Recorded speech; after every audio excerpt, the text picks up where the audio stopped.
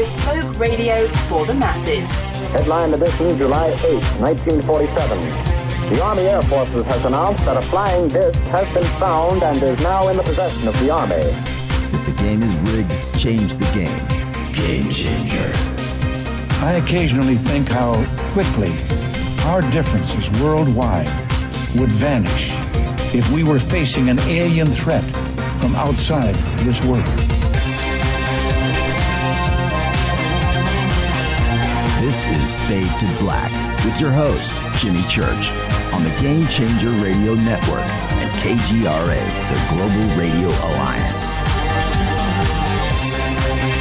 I need your help to get to the year 1985. You're listening to Fade to Black with Jimmy Church on the Game Changer Network.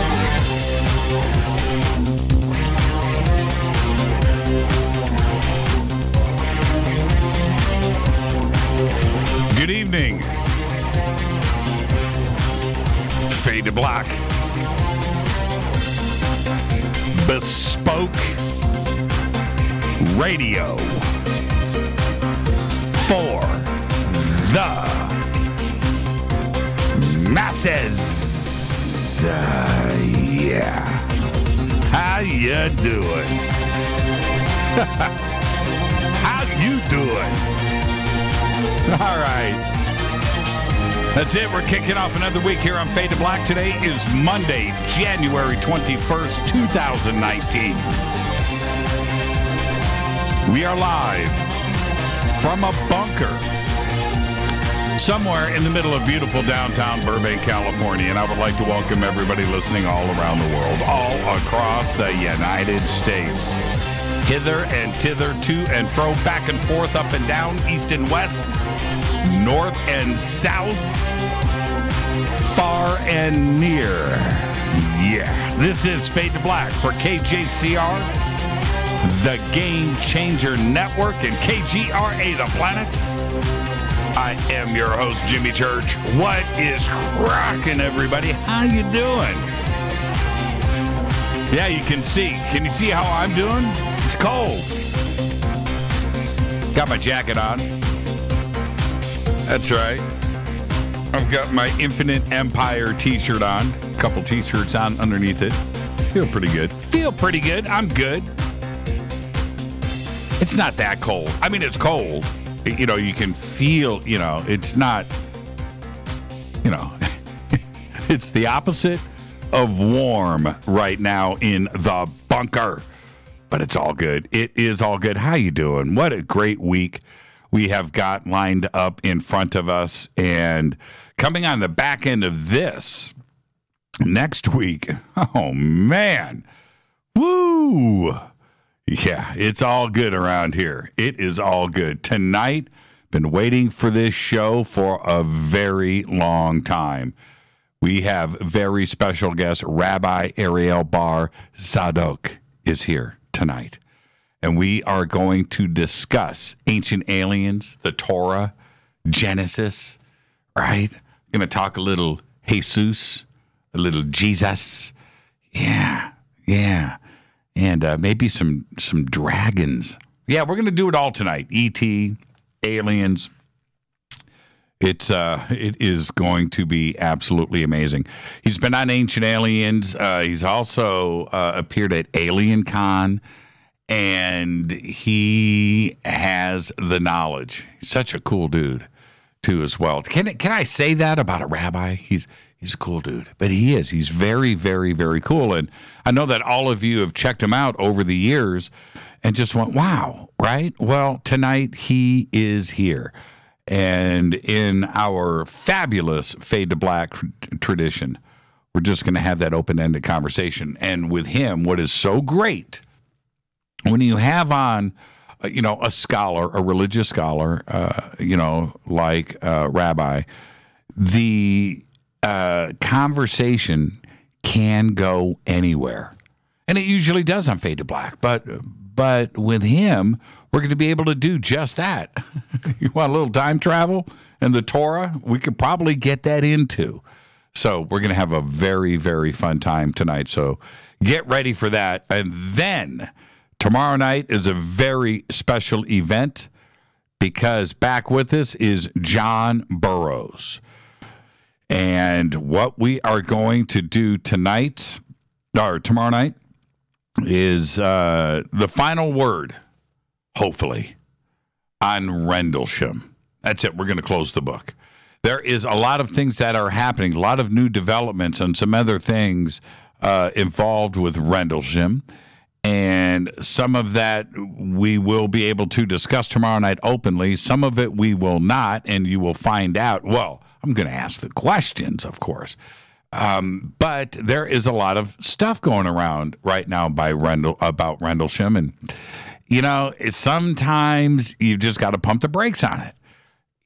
John Burroughs, who I consider a friend, he is also a co-host here on KGRA. He's got his show with Linda Moulton Howe called Phenomenon. And so we work together. But he is a very, very, very smart guy.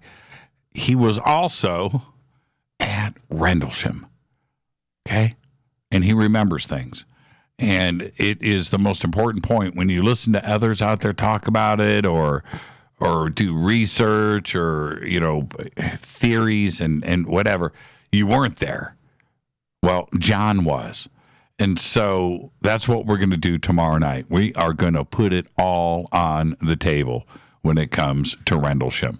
Wednesday night, Paola Harris. She is back, and we are going to talk about whistleblowers. We're going to do that. We're going to talk about ufology around the world. We're going to talk about the ET question in South America. It's going to be a very packed show with Miss Harris, and that will be Wednesday night. Thursday night's another Fader night with open lines all night long. A little note, little public service message. We're getting really close. Didn't quite get the new phone system installed today and finished. I'm going to say we're 85% there. Last week, we were exactly 50%. So today, we are close. We are so close. Oh, man. And we've got new phone numbers, too. And that's part of the drag. So I'm hoping that our old phone numbers will be finished and ported over. Somehow we'll be able to finagle that for Thursday night. May not happen. May not happen. We may, just for the ease of things, just run with the phone numbers that we've been given. And that there's that part of it, too, as well. So that's it. That's the update there. We should be ready, though. I think Thursday night we should be completely squared away. And while you are over at jimmychurchradio.com right now, especially if you're new to the show, follow us on all of social media, on Stellar, Twitter, Facebook, YouTube. Everything is right there, jimmychurchradio.com. Click, follow, like, and subscribe. And, of course, Twitter is at JChurchRadio. At JChurchRadio. Oh, everybody wants to hear about Einstein. Oh, mini Einstein. He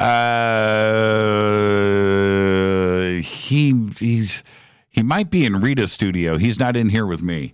Rita, if you're listening, if you want to bring in Einstein right now, I'll show him everybody. I'll show him to everybody on the bunker cam. He's amazing. His name is Outlander. And more on that in just a bit. Okay, let's see. Also, email throughout the show is jimmy@jimmychurchradio.com. You can follow me on Twitter at jchurchradio. We've got 2 chat rooms, one over at Spreaker. You can jump in there if you'd like to do that. We've got one at KGRA, The Planet. You can go and chat over there. And, of course, at jchurchradio is Twitter. Hashtag F2B is the sandbox. If you have any questions or comments for the rabbi or myself during the show tonight, use hashtag F2BQ. All right? Show the skull. Show the skull. Mini Einstein. Who dat? Okay. That's from Sarah. Okay. All right. I'm waiting. I'm waiting for the entrance. Oh, here comes Einstein. Oh, you're going to make me reach for Einstein? Here, give me his little booty pillow. too as well. I got to show that off. And wow, Rita spoke. Did you guys hear that? Here he is. There's Einstein. That's Outlander. Look at that. That's Outlander. And this is the deal. This is a perfect copy of Einstein. And you can tell for a couple of things. One, he sits like this. He's got this little notch. And then he sits on this little pillow, so he sits upright, right? So he's got a little pillow that he sits on. And then, so Einstein has a couple of interesting things. We posted a bunch of pictures of him today, of the real Einstein. But see this hole right there? And it goes through to this side. There's one on this side, too, as well. That's where they put rope, and they held him up. And so this is an exact copy of Einstein. So let me hold that up. Look at that. And the red in this is ruby.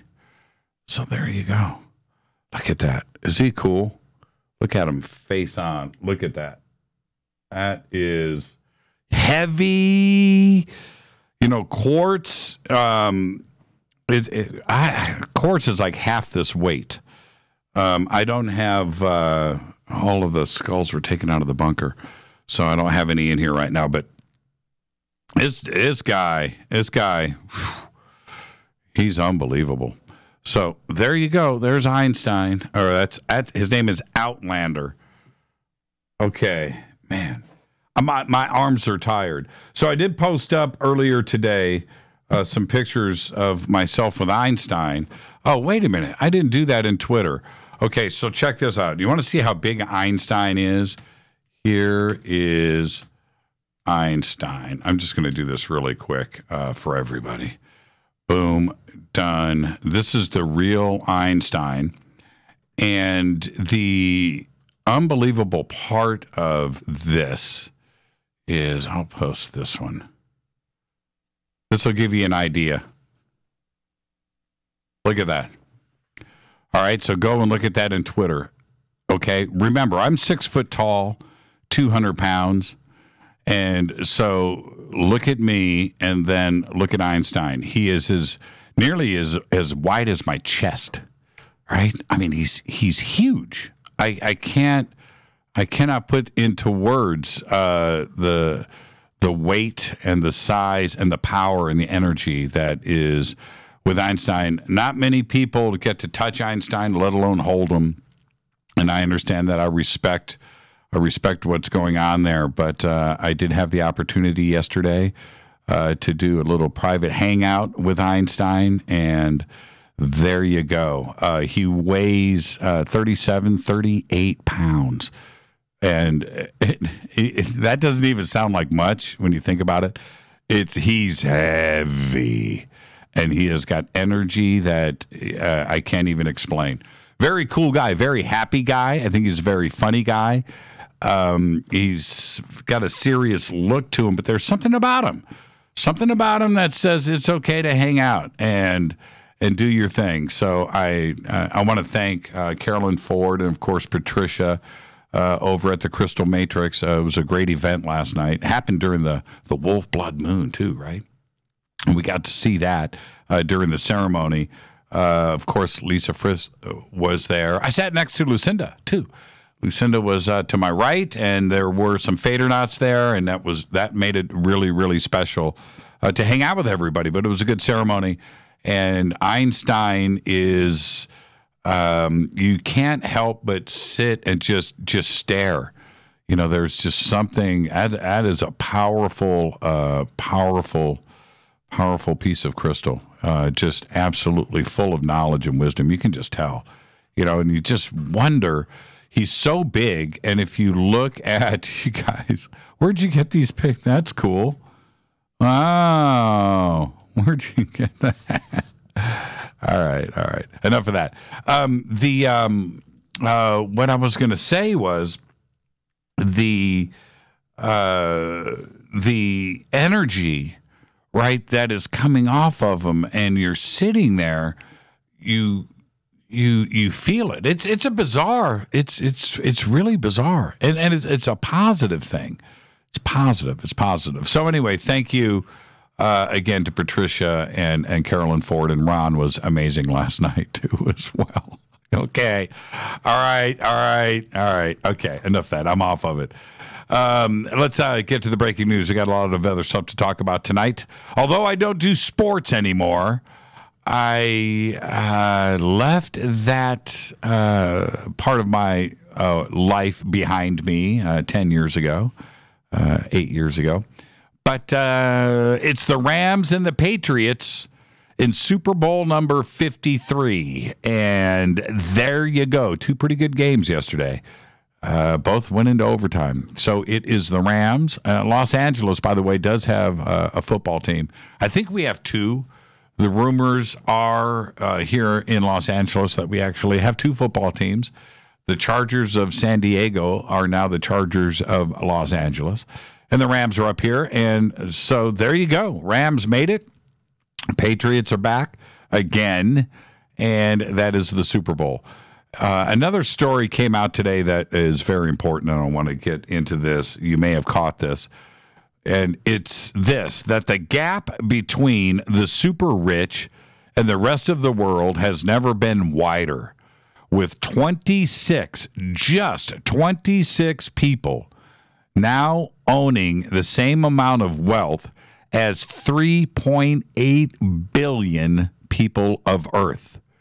That's half of the world. Half of that wealth is in the possession of just 26 people. The new report is titled Public Good or Private Wealth, sheds light on the continued accumulation of wealth by the richest, as well as the reverse trend for the poorest half of the world, which grew by 11% poorer last year. During the same period, the assets of those at the top of the wealth pyramid, the billionaires, have skyrocketed, increasing by $900 billion in 2018. Are you ready for this? Or by a whopping $2.5 billion per day.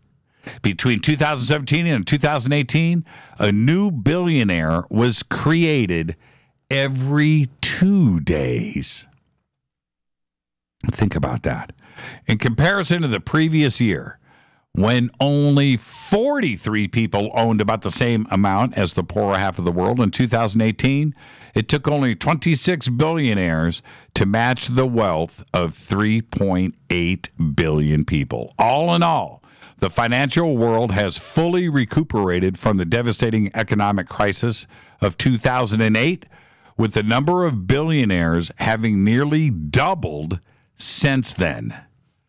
That's incredible. Absolutely incredible. I want to remind everybody that I will be at the NAMM show this Friday in Anaheim at the Anaheim Convention Center, January 25th.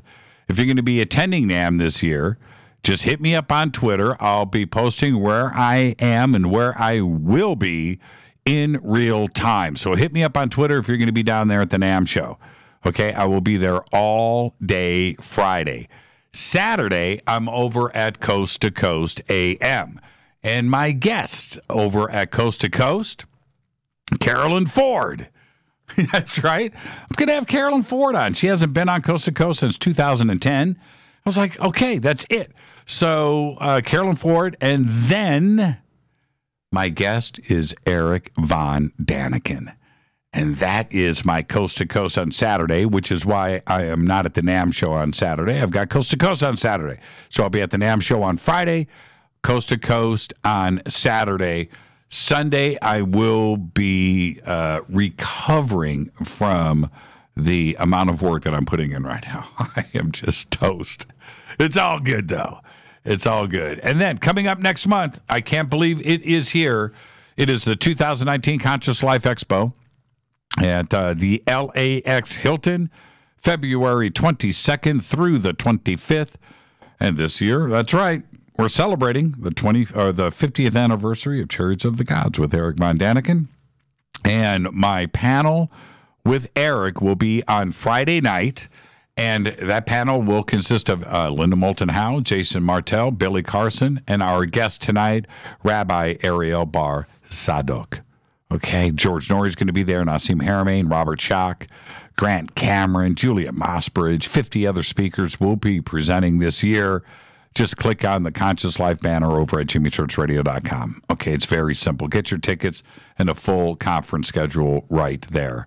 After that is Contact in the Desert, and that's out in May 31st through June 3rd in Indian Wells, Palm Springs, California.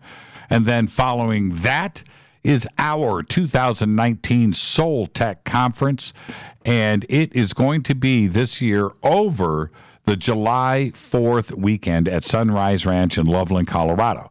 And what you need to do to get your tickets and info, you've got to go sign up at soultechgathering.com. Okay, we've got pretty much the program is done. We've got all of our speakers finished. We've got one more that we've got to confirm with over the next 24 hours. And once that's done, boom, we will announce all the speakers. And so you must be on the guest list right now. Right now, you've got to go and sign up, because you will get first crack at the tickets. It's going to sell out. I already know how many people are on the waiting list. So there you go. All right, soultechgathering.com. All right, now we just posted up on Twitter.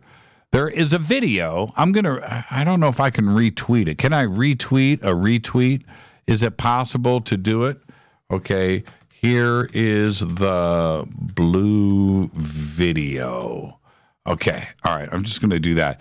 This is a video that was posted up, captured with our new, it posted up, with our new deep blue night vision goggles. Go and check out that video. It's not green. It's not white. No, it is blue. Go and look at that. And this UFO, this object, it curves and moves. It's so funny. People are going, it's a satellite. That ain't a satellite. That's an amazing video, right? And to get our new deep blue, we're the only company that has it. Okay, Hoffman's Optics, the only company that has blue night vision, and it looks absolutely incredible. Totally different experience, right? So there you go. I just posted up the video.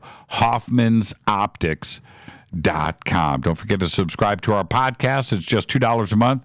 And you can also become a Fade or Not over in our membership section on the site. Happy birthday to today, Billy Ocean. Yeah, that's right. The Billy Ocean today is 68 years old. You remember Caribbean Queen? How you used to sing that song to yourself? Such a toe tapper, right? Billy Ocean today is 68 years old. Our dead guy's birthday today is Jam Master Jay. 1965 to 2002, shot to death at the age of 37. He's the DJ and producer of Run DMC. On October 30th, 2002, while recording new music at his studio in the Jamaica district of Queens, New York City, Jay was shot and killed by an unknown assailant.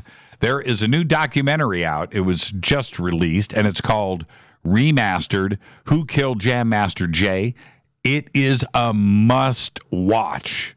It's a must-watch. You've got to check out that documentary, Remastered, Who Killed Jam Master Jay. On this day in history, today in 1976, the Concorde takes off. From London's Heathrow Airport and Orly Airport outside of Paris, the first Concordes with commercial passengers simultaneously take flight on January 21st, 1976. All right, Fade or Fact, here you go. You ready? You sitting down? Check this one out. This is the one you want to whip out. It's pretty good. Boring, Oregon, and Dull, Scotland, boring and dull, have been sister cities since 2012. In 2017, they added Blandshire, Australia, to their League of Extraordinary Communities. That is your Fade or Fact.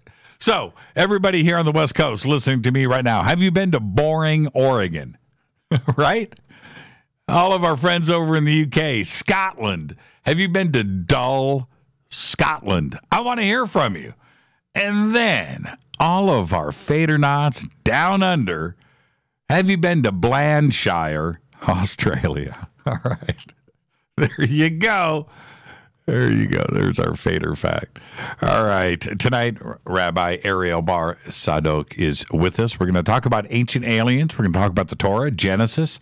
We're going to talk about angels and demons and dragons and E.T., and we're going to get a little Jesus in there, too, as well. We're going to get some Jesus in. It's all going to go down tonight in just a few short minutes. Tomorrow night, John Burroughs, last word on Rendlesham.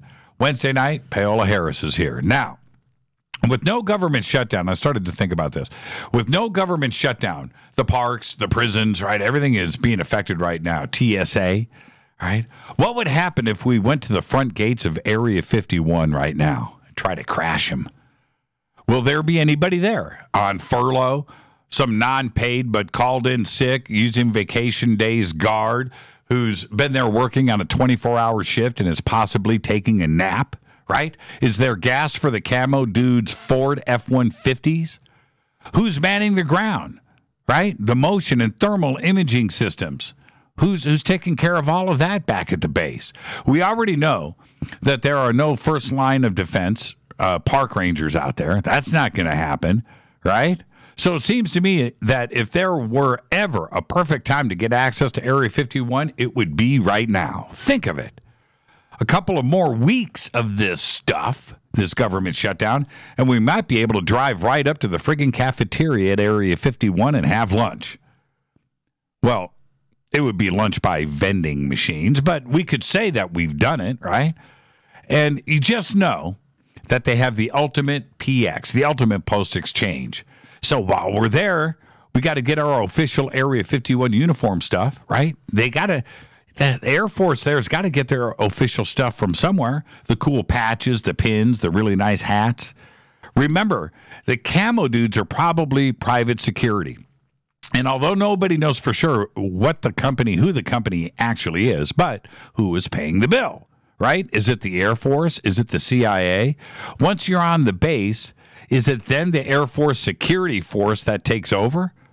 They are responsible, we know, for missile security, defending air bases around the world, and law enforcement on those bases, combat arms, and, of course, handling of the military dogs.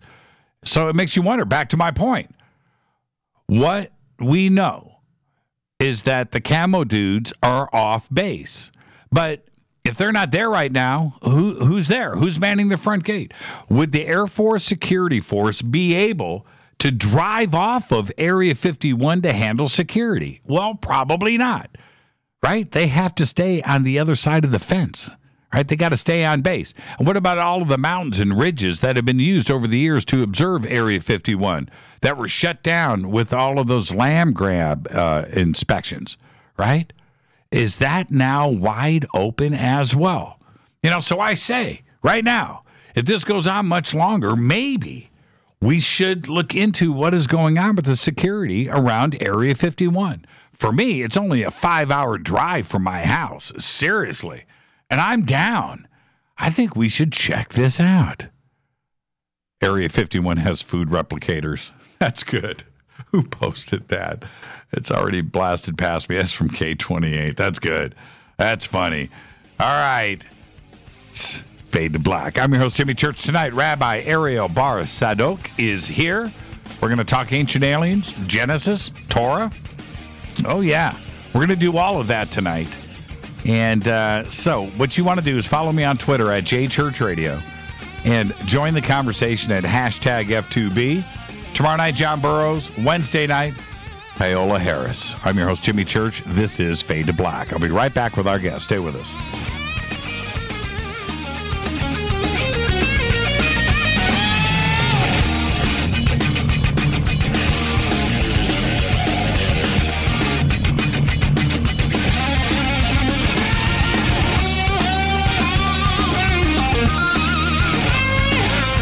This is Nicole Church, daughter of you-know-who, and you're listening to Fade to Black on JimmyChurchRadio.com and the Game Changer Network.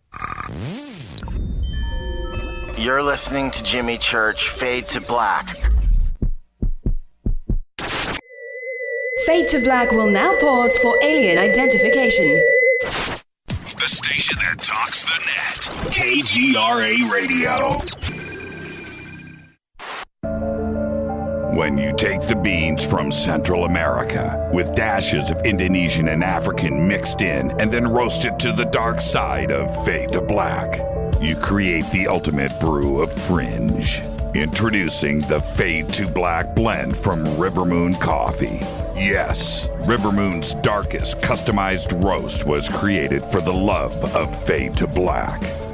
The alchemy of masterful roasting and smoking the beans is in every sip of this full-bodied, dark Java. I need my coffee dark, deep, with distinct bittersweet chocolate highlights, just like the bunker.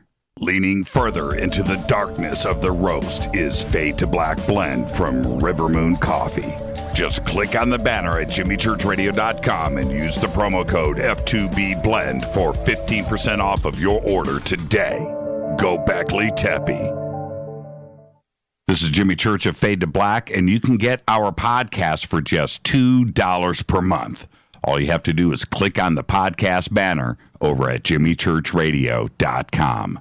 Hey folks, guess what the number one phrase that Life Change Tea receives by email? You ready? We love this tea. We love this tea. Time after time, week after week, we love this tea. Life Change Tea gives you more energy, a beautiful cleansing, and fulfills its slogan perfectly. The tea that makes you go. So if you want to be on your health game, log on to getthetea.com and order Life Change Super Strength Tea. Packages come in a 1-month supply, and when you brew this stuff, wait until you see the results. Aren't we all about the results? And with a lot of people's health struggling, we can use a little bit of help. Doctors will tell you disease starts in the gut. So log on to getthetea.com. That's getthetea.com. Be our next email saying, I love this tea. I love this tea. Get the tea at getthetea.com. Helping America one tea bag at a time.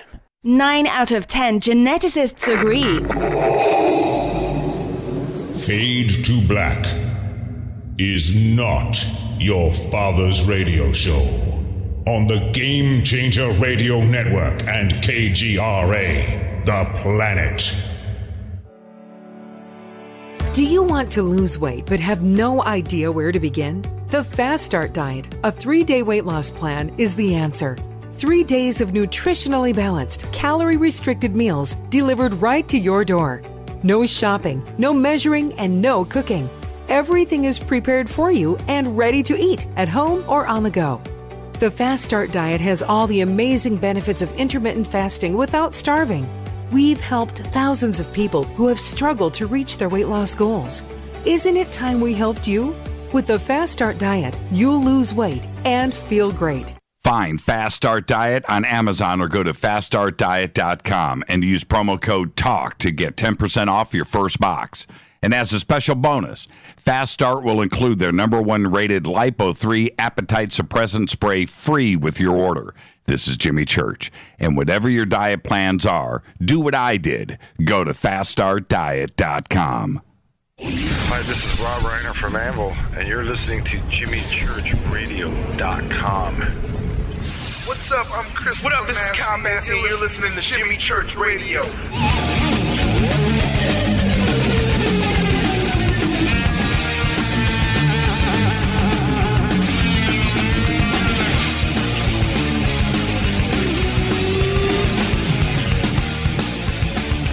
All right, welcome back. This is Fade to Black. I am your host, Jimmy Church, on the Game Changer Network and KGRA The Planet. Tonight, our guest is Rabbi Ariel Bar Tzadok. Tomorrow night, John Burroughs is with us. And then Wednesday night, Paola Harris. Thursday night will be Fader nights, open lines all night long. If we finish the new phone system, that is. We'll have something up and running. We've never been in this kind of panic mode before after so many years of doing open lines. And now we're caught in between phone systems. But okay, everybody be patient. We will have everything up and running. But tonight, it's Rabbi Ariel Bar Tzadok. He's the rabbi director of the Kosher Torah School. found online at koshertorah.com. He is the author of Aliens, Angels, and Demons and Other Works, and he's a regular guest, of course, on Ancient Aliens. Now, Rabbi Tzadok teaches the Ancient Ascent Aliyah School of the Kabbalah, which places emphasis on experimental spirituality. His school welcomes people of all backgrounds who wish to learn about the authentic and the original biblical world outlook. Tonight, we're going to do it all.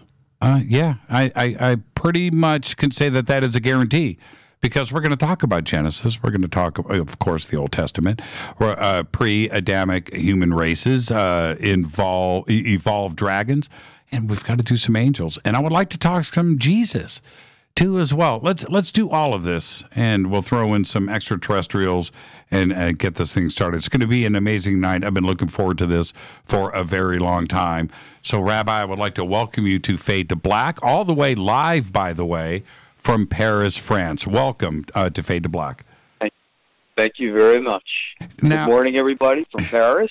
Good evening, everybody in the United States.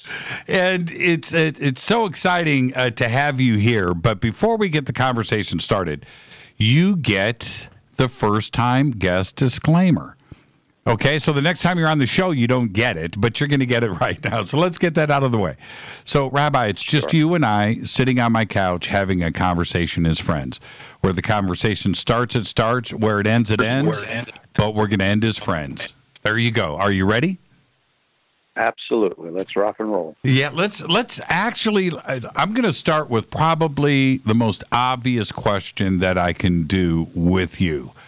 Where did the interest start? Did you see a UFO? Did you have some kind of contact experience? No, I am still in that respect a brand new novice here. I've never actually seen a real UFO. I've had my experiences, but that's something else. Never been contacted, never been to outer space. Scotty has never beamed me up. Never met a Klingon or Vorlon or any of the kind. So my experiences come from good old background of old-time religion, if you will.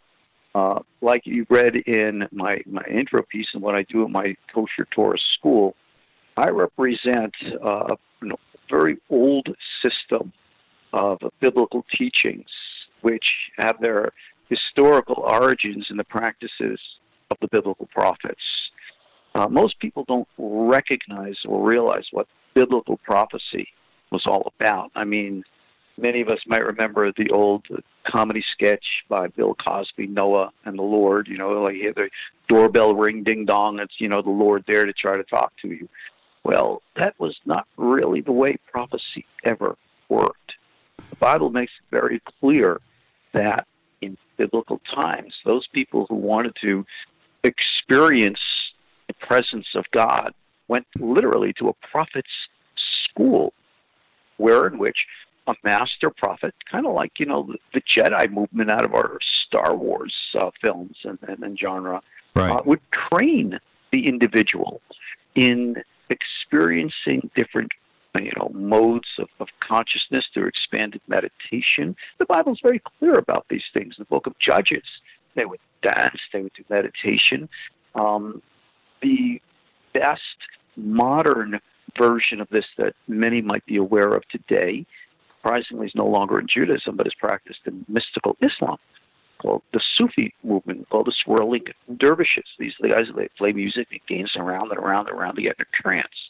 And that's pretty much the way the biblical prophets would practice experiencing the spirit of prophecy. They'd go off into a trance. Sometimes they got it right, sometimes they didn't. That was where false prophecy came from. Right. But, that's all a matter of training. And in that respect, people, prophets, men and women alike, is always open to both in that respect, became aware of deeper realities, alternate realities that surround us and the entities that dwell therein. Now, the experience which I just described here obviously is not unique to anything within a biblical and or Judaic context. It's been practiced by people of meditative traditions pretty much around the world through history. And everybody gets access to or exposure to whatever is out there, I guess, depending on where the focus of their mind and practices, take them. So in that respect, I mean, these practices are still very much alive and practiced amongst certain segments in the Jewish community through the centuries to this very day. And I had the blessings of God that I had my teachers, my masters, who trained me in Jerusalem to practice these things. Well, something, when you practice things and it's not just academic, you have experiences. And I had my own meditative or spiritual experiences, many of which I've written about and published in my works. And you become aware of reality, a reality greater than just what is around. Now, some people like to take shortcuts to things of this nature and try to take illegal or illicit drugs, not realizing the extreme negative, harmful effect that these things have on authentic, realistic, spiritual growth. But the reality is still out there. And when you experience these realities, and then you read about the stories that people today are writing about UFO contacts and the like, you sit there, you scratch your head, you go, wait a second, some of this sounds, like awfully familiar. This isn't anything new. These types of experiences have been going on for a very, very, very long time, pretty much since recorded history. And again, not unique to any one culture. It's going on around the world. So when you look at spiritual experiences, and then you look at what we call today ET experiences, put them side by side, and I've done that in my book, Aliens, Angels, and Demons. Again, you just take a step back and you go, wait a second, there's a similarity here that cannot be denied. And then as such, you really got to re-question, number one, what is the real nature of your spiritual experience? And number two, what's the real nature of your UFO experience? But somehow, somewhere, these things are overlapping, and they're not different. You brought up one of the most amazing points that I think we should be more conscious of, which is today when you hear about channeling or telepathy or contact or anything like that, it's generally brushed off with those out there, but yet it's exactly what was happening with Moses or anybody else in the Bible, where they were communicating with God or with angels or information from the heavens, and it's the exact same thing. But they're comfortable with accepting that, but they don't want to think that it could be happening today. Why is that? Well, I think that's more a matter of prejudice that actually I think modern science is able to really disprove. I think that there is a good amount, a solid amount of valid scientific evidence to show that which we call parapsychological abilities of the mind are valid and are real. And again, the point that you made that I actually didn't, but is very valid as well. All communication in these other realms to these other beings has never been actual or verbal, simply because that's not the nature of communication. It's always been telepathic, mind-to-mind communication. Indeed, this is rather radical. One of the great philosophers of Jewish history, Maimonides, way back when, the 12th century, bringing down from earlier sources, stated that when God himself spoke the 10 Commandments to the children of Israel at Mount Sinai, unlike as was portrayed in our good old Cecil B. DeMille version, which Charlton Heston, the actual passage of information was telepathic. And he bases this on a correct reading of the original Hebrew, where it says the people saw the voice of God. Now, pay attention to words, because words are important. We don't see voices. We hear them. So the Bible says they saw. The question is, how did they see? Right. It's always understood that they saw within their minds, that they heard a sound, or the voice of the Lord, which in the Bible is referred to as the sound of the great horn, the ram's horn, the shofar, blowing louder and louder, and that in their minds, that sound became words, and those words were etched deep into their minds, their hearts, their souls. I think possibly even into DNA. Not anyone can prove that, but that's my opinion. And that was the revelation of the Word of God at Mount Sinai. It was a telepathic event. So when we have these types of experiences, like you said, with channeling and all the rest, yeah, something's coming through. And I believe, again, from a religious point of view, we don't question the validity of these things. We might question, the source, but we don't challenge the reality of the experience itself. And again, there's enough evidence that seems to be scientifically based that, again, is showing us somehow, somewhere, something's coming through. Just a quick second here. I'm also trained in a school of psychology, which was founded by the founder of analytical psychology, Carl Jung. Carl Jung was, a contemporary of Sigmund Freud. He's a big voluminous library of major works. Great stuff for anybody who's a real deep thinker. But Jung was dealing with, psychotic people who, having hallucinations, weird things happening in their heads. And you want to understand, where the heck is all of this stuff coming from? It's not like just people are seeing, purple elephants floating around in their rooms. They're seeing actual signs and symbols that, upon analysis, he could recognize a very profound, deep meaning. And he'd been having some historical background that, from the background of the person and the individual, they had no access to this information. Where the heck is it coming from? How did it get into their heads? And he was able to discover what I call like the back door into the human mind, which he calls the collective unconscious. Somehow, somewhere, all of us human beings are connected mentally, somehow in the deep levels of the unconscious mind. And this is a teaching that's reverberated in religion, whether it be biblical religions or Eastern religions. And again, we see that somehow the concept of a mind-to-mind communication is the universal language. Take this now up to modern times. Go read Philip Corso's book, The Day After Roswell, word which he's talking about those who claim that they actually had communication with those little gray guys. Right. And the method of the communication is telepathic. Now you think about this. If we were actually going to make contact, I don't care who, I don't care what, we're not going to speak the same language.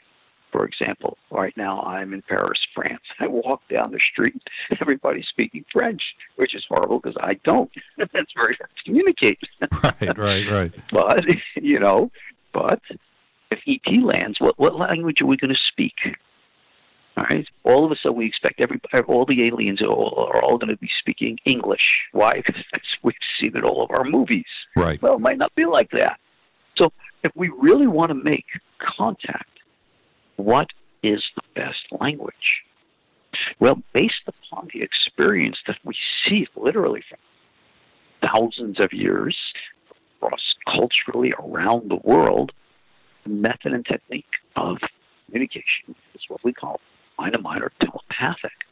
So by cultivating those elements and aspects of our own innate human abilities, we also cultivate the linguistical opportunities of actually maintaining authentic contact.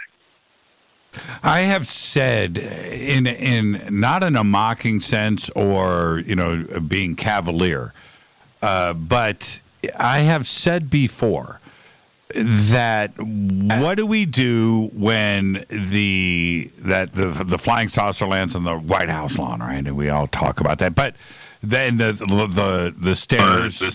Whoa, that was weird. Okay, the stairs come down, and E.T. looks like Jesus, and he speaks Aramaic, right? What are we going to do? That would be interesting. Yeah. There are very few of us today who actually speak Aramaic.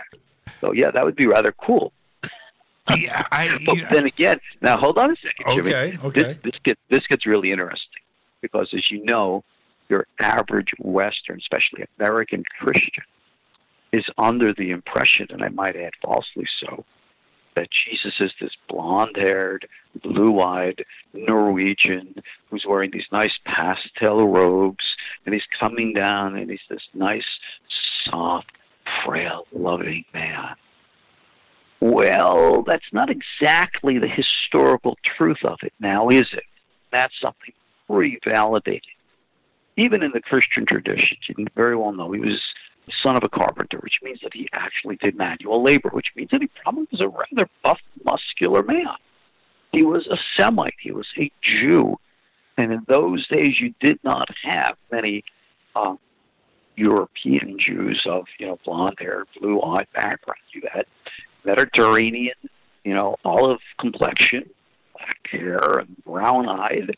And that would be the image of an actual individual that would have lived in those days.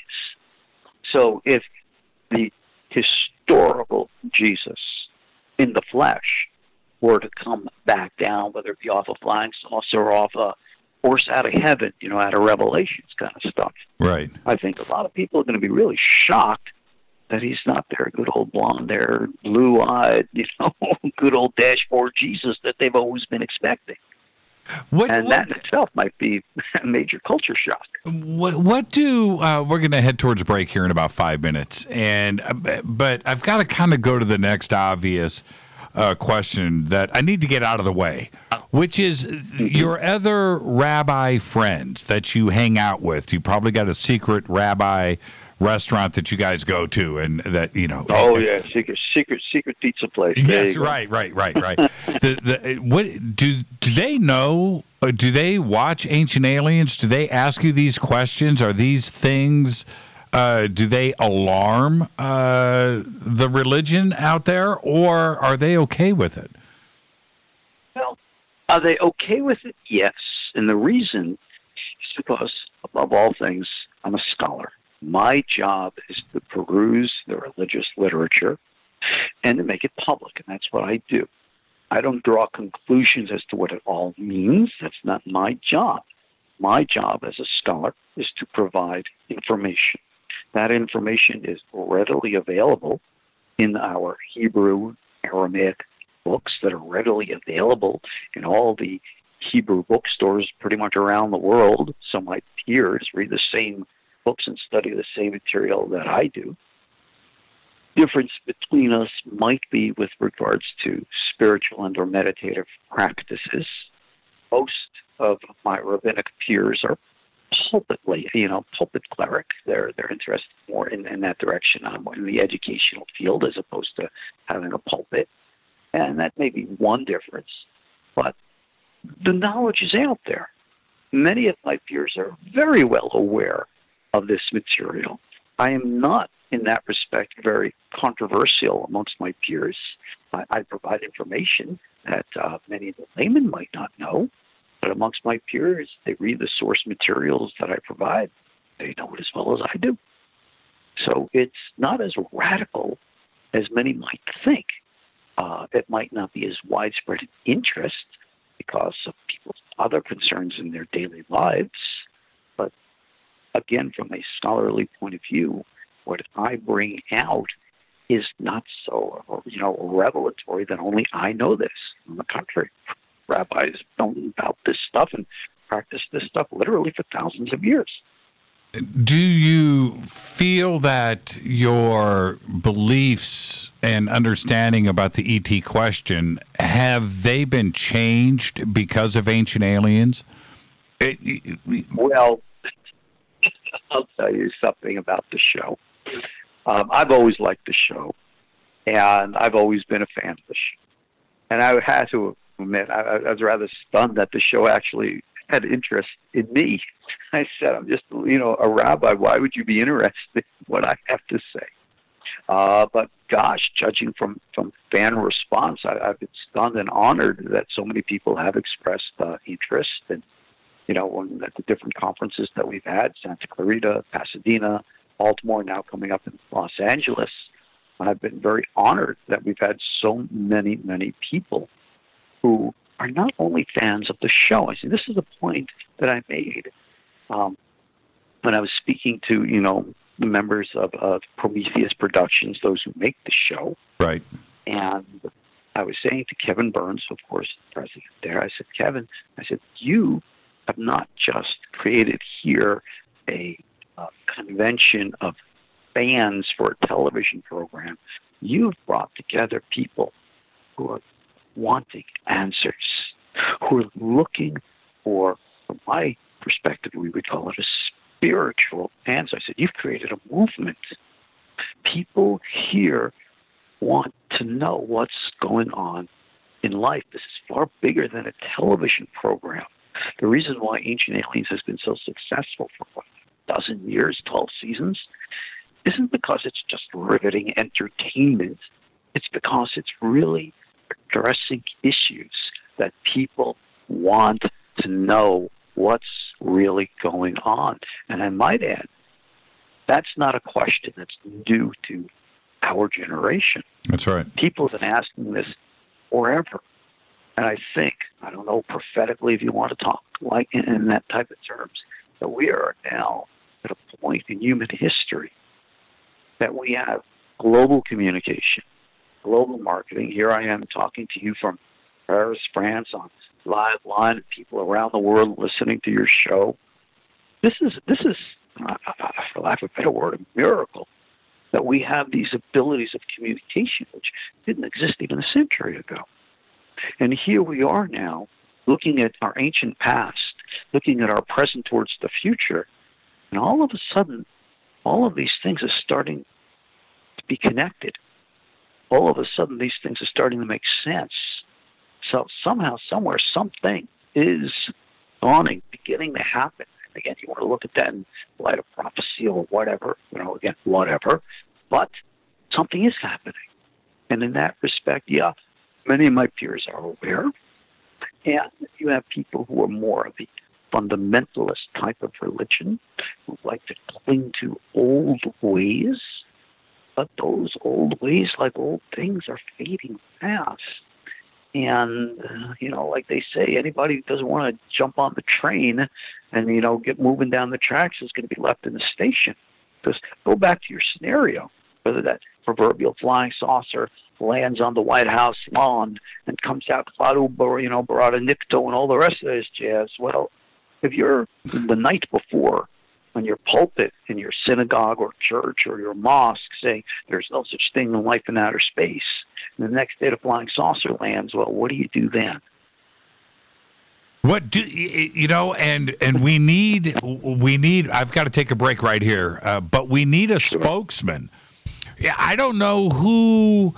I don't know. Who? Maybe it should be you. Maybe I don't know what we do at that moment. Who is going to best represent us? I got a little weird feedback going on. I don't know what that is, everybody. That's strange. That's the first time for Fade to Black. I am your host, Jimmy Church. Our guest tonight, Rabbi Ariel Bar Tzadok, is with us live from Paris, France. Going to take a quick break, continue the conversation when we return. Stay with us.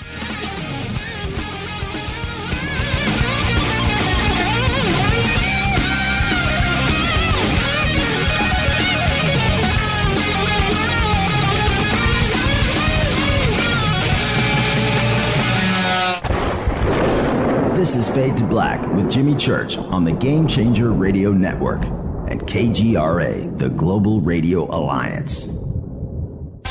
This is KGRA Digital Broadcasting Station, Salt Lake City, Utah, Van Buren, Arkansas.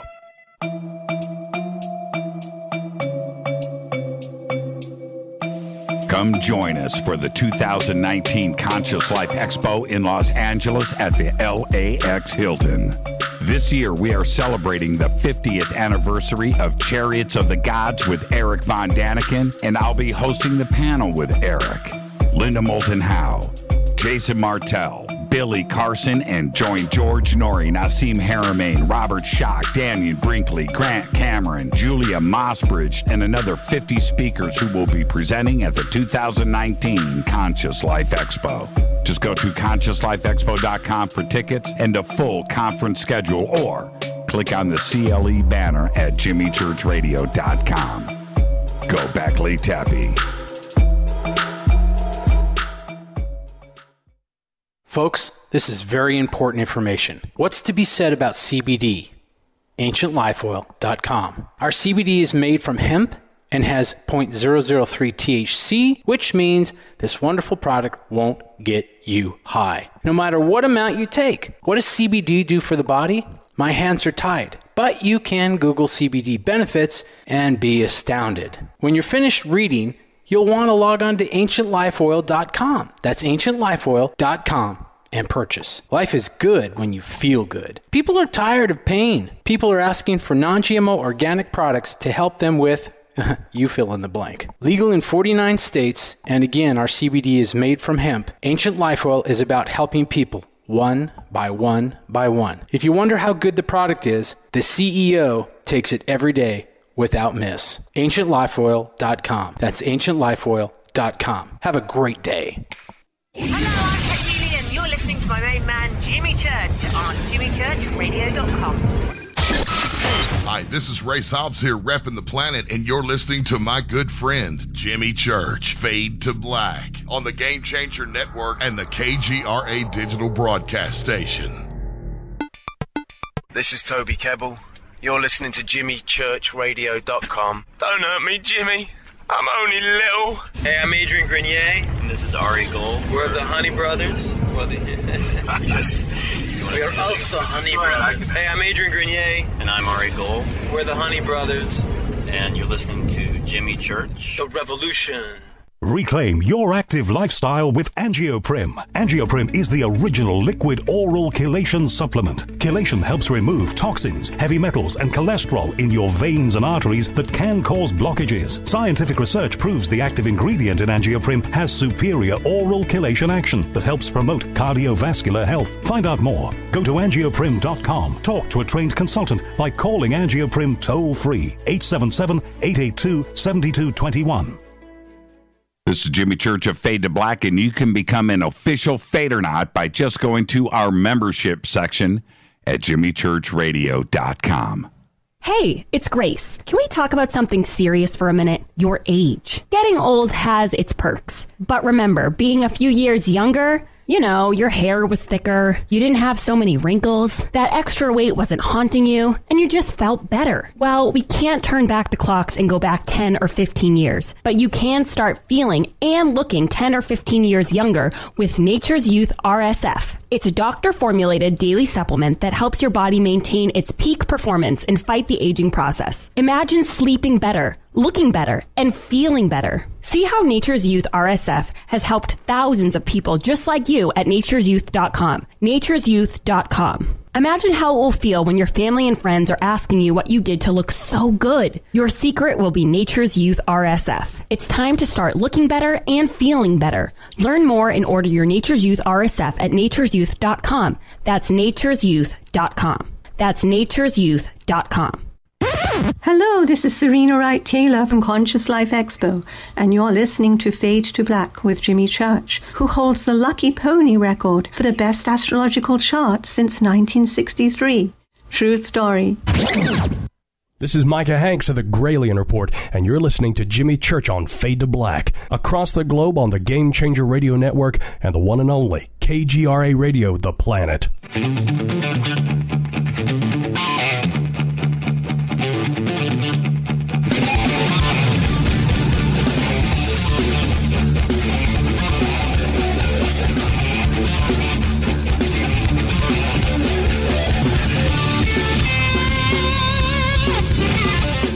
Welcome back, Fade to Black. I am your host, Jimmy Church. on the Game Changer Network and KGRA The Planets.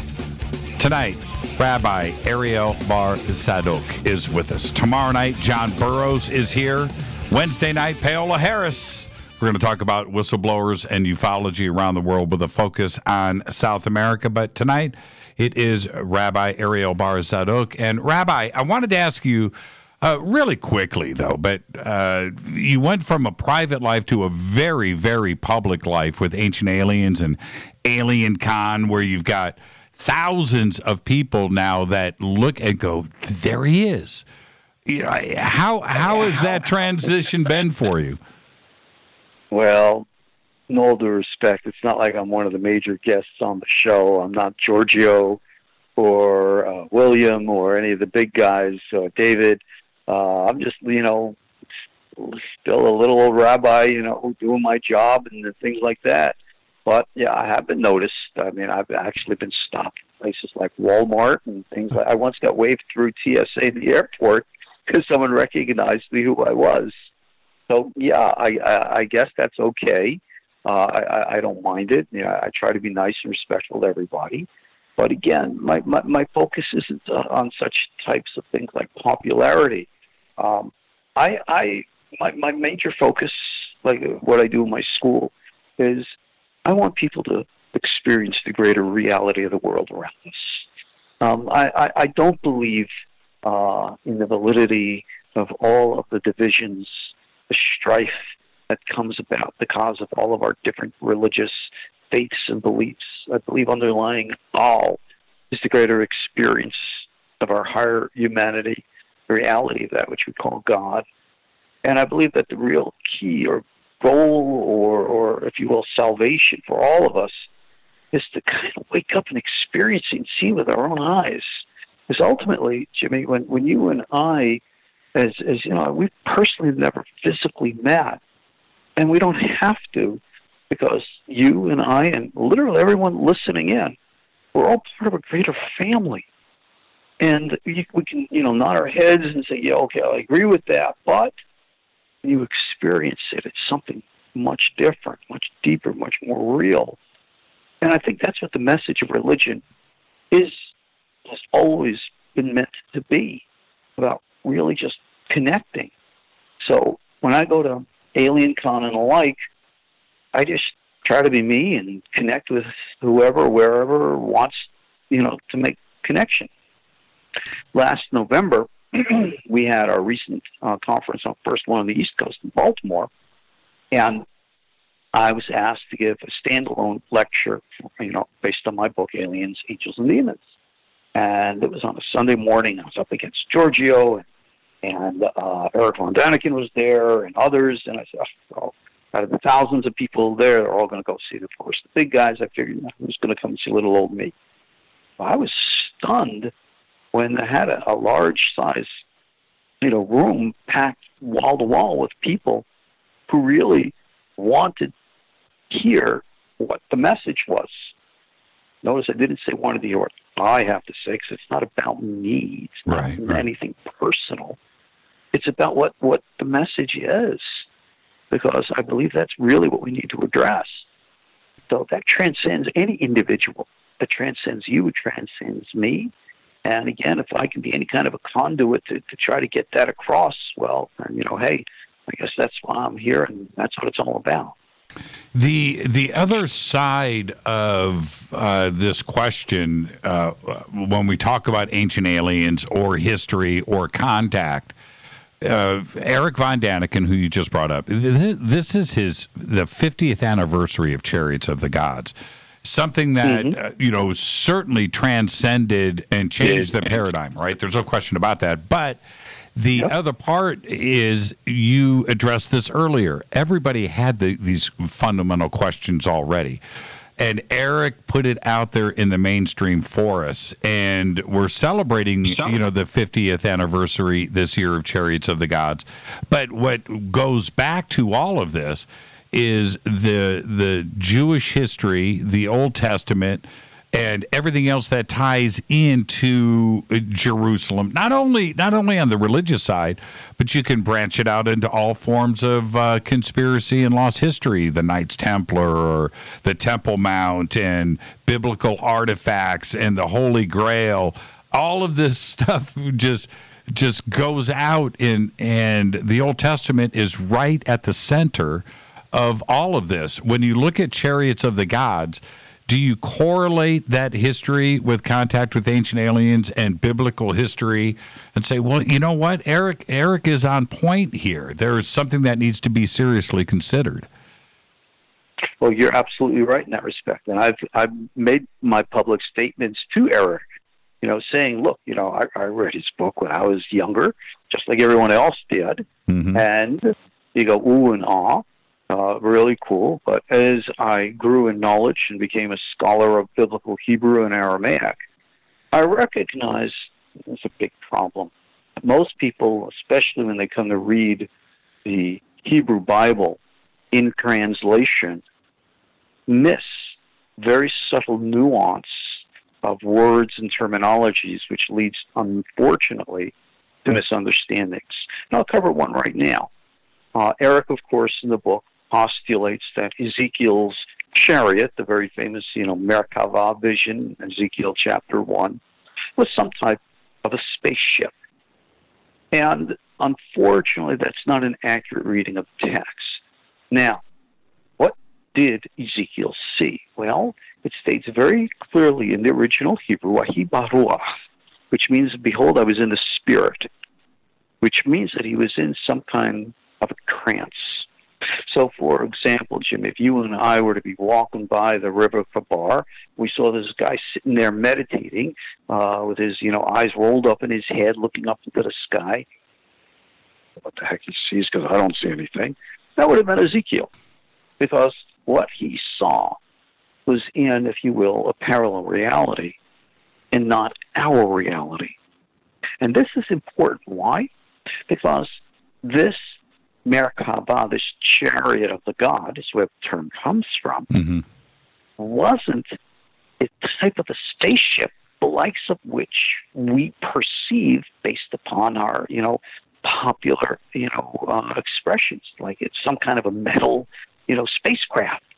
Why would we think entities of a different dimension or far advanced technology would be using such antiquated methods of transportation as a metallic shell, powered by some kind of a nuclear and or similar type of engine? I mean, it really shows our lack of imagination. I think the technology, if it progresses in any way, a million years advance, might have learned a little something more, especially when we take into consideration mind technology. Can you imagine if we could actually create spacecraft which are telepathically channeled or telepathically able to move? We wouldn't need metallic ships because we wouldn't physically have to go from point A to point B. We'd be able to project our minds from point A to point B. And that actually makes a lot more economic sense. If we want to go and visit Io or Jupiter or any other body out there which the physical environment is so radically hostile to our human form, I mean, it would cost to make a ship to create an environment that we could travel in. That's a pain in the neck and an economic burden. But think if we could just mentally project ourselves, and all of a sudden, material. Hold on one second. Let me go ahead. Follow this train of thought here. Okay, sure. So materialize ourselves in an indigenous form on such a world. So if they're breathing methane or whatever, you take a temporary form. Now, some people might refer to this by modern terms like astral projection or some other terms of this nature. Fine. And in that respect, it would be a much more economic way and mean of transportation. Now, somebody would say, yeah, well, that's all well and good, but let's go back to our good old Bible, because we speak of angels coming to earth. They are not appearing out of some type of ship or form. They just disappear. Go back to your good old, whatever we call the Old Testament, our Jewish Bible, and read about the angelic experiences. These guys are just there. And then they disappear. They come and they go. Now, either you got Scotty who's beaming them up and off the Enterprise, right, or somehow, somewhere, as is understood in the nature of angels, big argument in religion, are angels actually corporeal or not? And it sounds like this is exactly what they are doing. So if that is indeed true, then the technology has already been developed. And in that respect, Ezekiel's chariot is an expression of this higher form of a mental, if you will, or telepathic technology, which means that Ezekiel's, in quote, spaceship was something of a far different type of a technology than what we might think. So Eric is of the opinion that the God of the Bible is just a good old, astronaut wearing some kind of a, helmet and, traveling in a spaceship and the like. Well, we obviously don't look at things in such a limited view, but nonetheless, to ask the questions, that's what Eric did. And yeah, I don't always agree with all of his conclusions, but asking the questions themselves, good gosh, I mean, you got to ask, where on earth did Eric Von Daniken come from? How is it that all of a sudden, after thousands of years, this now happens in our society? And a point, we talked earlier about prophecy, making connections through the collective unconscious and all the rest. Well, a point that I made on Ancient Aliens a number of times. Don't think this type of communication is limited to only religious or spiritual individuals. Good gosh, look at the artists, the musicians, the thinkers that we've had, again, around the world, cross-culturally, throughout history. People have been inspired by something profound and have made great contributions to our civilization. Well, in some little way, you got to include Eric in that number. You do. But somehow, somewhere, so I asked him, I said, what motivated you? Kevin Burns, the president of Prometheus, asked the same question. What motivated you? Eric said, it's just somehow, somewhere, something inside. Like eggs him on, if you will. And in that respect, that is this communication, if you will. Somehow, somewhere, something inside us. We come here to Earth as individuals with a purpose, a mission, a destiny, or fate, call it whatever. And in that respect, he's opened up, if you will, a can of worms. So when you go and open that up, you got to look inside, you got to really see, you got to investigate. And you may agree with things, you may disagree with things. Once the can is open, you can't close it up again. You got to take it to where it takes you. When it comes to Ezekiel and his vision, I've read that so many times, and I just want to get this thought out the best that I can. He layers and layers, and he starts out very simply, and then you have this description. So you are enabled to build it up in your own mind, layer by layer, to what he is seeing. And I had always envisioned something like a giant gyroscope. Something like that, something that was spinning, but not necessarily a spaceship, but it was certainly mechanical, and it was an out-of-place mechanism for that time period. That is one of the most fascinating parts about it, but for some reason, religious scholars have always dismissed the fantastic part of what Ezekiel was describing. Was he seeing the future, for instance? I don't know. But it was definitely something that wasn't around him. He wasn't describing anything that he saw every single day. It was something else. Well, the actual vision of the Merkabah, most people get into the gyroscope type of understanding of things based upon the Hebrew word galgalim, or ophanim. But ophanim, it means wheels. Right. But the word ophan, as wheels, does not necessarily indicate the same kind of a wheel that we would see on any kind of a transportation device today, be it a car, airplane, or whatever. It was meant and is understood in a very different way So you're saying, well, Ezekiel saw something which was rather unique. Well, no, that's not really true. Because what Ezekiel saw was something that people of the prophetic school have always seen and continue to this day to see and experience. That's the thing. And a point that's made is that the nature of the vision changes with the individual's perception. It's a rather quantum experience, the Merkabah is. In that respect, you're recognizing that what you're seeing is, if you will, a transportation of consciousness, which involves the natural forces of the universe and our interactions with them as human souls. So you're getting into a much, much more deeper experience and expression of reality. And yes, Ezekiel was unique in describing it, but Isaiah also had his vision of different, in quote, angels, which he called the seraphim. The seraphim, many refer to as beings of light. Isaiah chapter 6, these are the ones he saw in the temple saying, "Holy, holy, holy is the Lord of hosts." But most people, for example, do not understand Hebrew, and they don't recognize that the word seraph doesn't mean one who is burning. That would be so ref. It is seraph, same letters but different vowels. And instead of being burning ones, the word seraphim actually means reptilians. And this goes into the entire race of a reptilian angel who faithfully serve God and act as God's messengers. The Hebrew word angel is malach, and malach actually means messenger.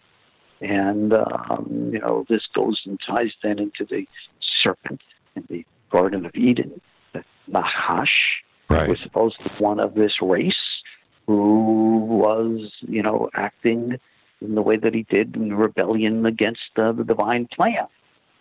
And, you go on and on with this, and the whole story of Adam and Eve in the garden also has never been understood literally. Adam was never understood to have been an individual guy like you and me. But Adam, the Hebrew word Adam actually means mankind, humanity. And it's not a personal name.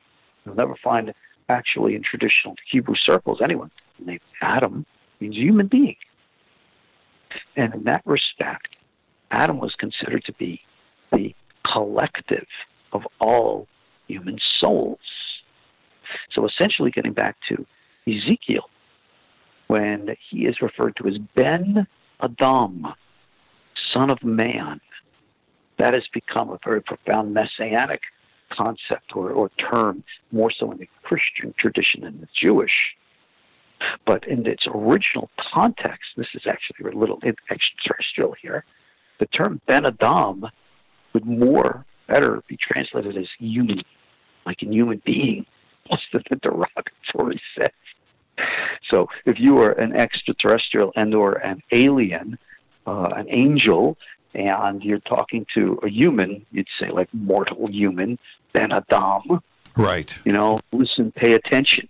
It was not some type of aggrandized term of honor and respect. It was kind of the opposite. Now, it would be like, and we're going to head towards a break, and I want to set up for when we come back. This is going to be a pretty lengthy conversation, and I don't want to let the reptilians go. We've got to circle back to that. But you brought up Noah earlier, and by the way, that was one of Bill Cosby's great Noah. That was one of the best. Is this? In the film Noah, where the Watchers were portrayed as, I'm going to say E.T. There was something going on there, and there was an E.T. connection, and then flying over parallel into the Anunnaki and the Sumerian text. There's a lot of historical stuff going on here. Is there a connection, do you feel, with the way that the Watchers were portrayed in not only in the Bible but in the film, where it felt like that was some off-planet intelligence that was being sent to us? Well, I'll tell you this: the way that you're talking about the recent film, yes, the recent one, correct? Yes, they came down, they became rock creatures, if I remember. Yes. And I chuckled when I saw that, because that was a rather artistic interpretation of an old way of understanding. The story of the Watchers is real simple. As we know, humanity was becoming corrupted. Well, you had a group of Watchers. These are the entities who serve God, whose job it is to look over humanity. And they pretty much got together and said, you know something, we think God's messing things up. We think we can do a better job. All right, let's go down to earth and surprise God. We'll fix things up, and then we'll show him. Right. Well, it didn't exactly work out that way. Apparently, how it is understood is that, allow me to use terms that I don't know if anyone really understands, the vibrational energetic field of our physical dimension tends to be very dense. And in that respect, these higher entities had a very hard time adjusting to living in physical form here on Earth. That is what was portrayed in the film of them becoming creatures of rock, meaning that they became physical and dense. And we see the results of that from the book of Genesis, chapter 6. They came down, and all of a sudden, they're taking human wives. Now, think about that for a second. If you and I are going to go to a distant planet, and we're going to see whatever entities that live there, you think you and I are going to be, like, first looking for a date? Checking out the local social scenes? I don't know what extraterrestrial women look like. I know some of the portrayals in urban legend. But, if they're like, eight-legged octopus or things like that, probably not going to happen. My taste. Right. Yeah, not my taste. So if these entities are coming down and they're being attracted to human women, you got to ask the question, okay, what's the nature of the attraction? Think about it, Jimmy. If you and I were going to go off to the jungle in Africa, we're going to meet some nice, hot, sexy, orangutans and chimps. I don't know about you, but I don't think I'm going to be joining you on a date.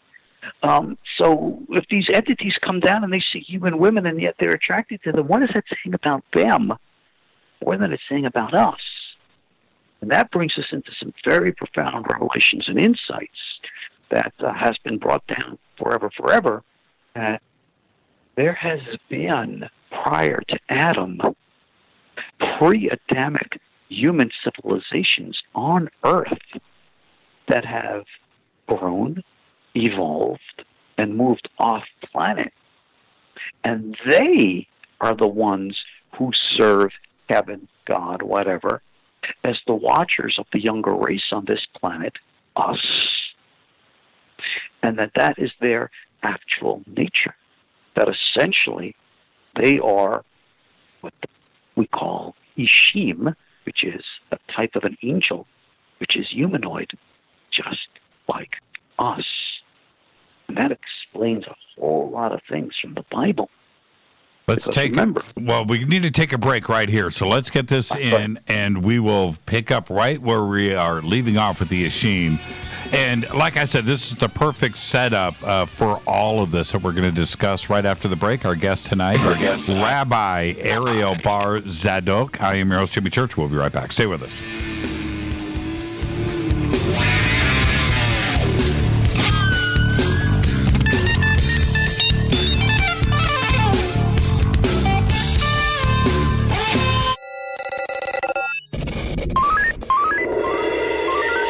Way out here, we listen to Jimmy Church. You're listening to Fade to Black. Always on the edge of the hottest alternative talk. Jimmy Church with Fade to Black. KGRARadio.com. ¿Qué tal, mis amigos? Yo soy Mario Carson, el tiburón, y los invito para que escuchen a mi buen amigo Jimmy Church Radio. ¡Claro que sí!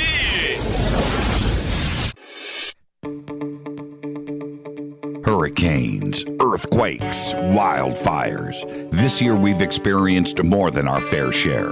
This is Jimmy Church of Fade to Black, and last month I decided to make sure my family does not have to worry about food should we get caught in a real emergency situation. Introducing Numana, a healthy, storable product that tastes so good that you'll want to eat it every day instead of just during those times of duress. All Numana products have a 25-year shelf life, are MSG and GMO-free, no preservatives, and are made in America. With the Numana pack in your home, you'll be able to sleep at night knowing that you've protected your family. Not only have I tasted and tested, I own it. Now you can too. Just click on the Numana banner on JimmyChurchRadio.com and use the promo code Jimmy when you order. In addition to a discount, we'll send you an autographed Fade to Black t-shirt. Seriously, go Beckley Teppy. Do you want to be an official Fadernaut? Of course you do. This is Jimmy Church of Fade to Black. Just go to our membership section at JimmyChurchRadio.com. So, you love talk radio? Then you'll love TalkStreamLive.com. TalkStream Live is always on, 24/7 with the best streaming talk shows. Find your favorite talkers and discover some new ones. It's free, readily available online or on mobile with any smartphone or tablet. Finding your favorite talk shows all in one place has gotten a whole lot easier. Just go to TalkStreamLive.com. Be sure to download the free apps from Google Play or the iTunes App Store. You listen to us, and we listen to you. And so does the CIA. KGRARadio.com. If you have hard water, the lime scale not only leaves white spots, it clogs pipes and breaks down appliances, costing you hundreds of dollars in energy and wear. Eliminate lime scale and other water issues like brown staining and bad odors with HydroCare water products, available from Wave Home Solutions. Wave's affordable water systems don't use salts or chemicals. You'll love the way your water tastes, smells, and looks. Satisfaction guaranteed. For more information, go to bestwater123.com. That's bestwater123.com. Are you intrigued by Paranormal Talk Radio? You'll love the new Paranormal Radio app from TalkStream Live. You'll find a great selection of talk shows covering UFOs, ghosts, strange phenomena, and much more. Download the Paranormal Radio app now and start listening to the very best in paranormal talk entertainment, including the network you're listening to right now, the Paranormal Radio app, free in Google Play and the iOS App Store. You are listening to Fade to Black with Jimmy Church on the Game Changer Network. Oi, oi, I'm Reese Evans. You're listening to Jimmy Church. This is Revolution. The revolution will not be televised. The revolution is on radio. Ciao.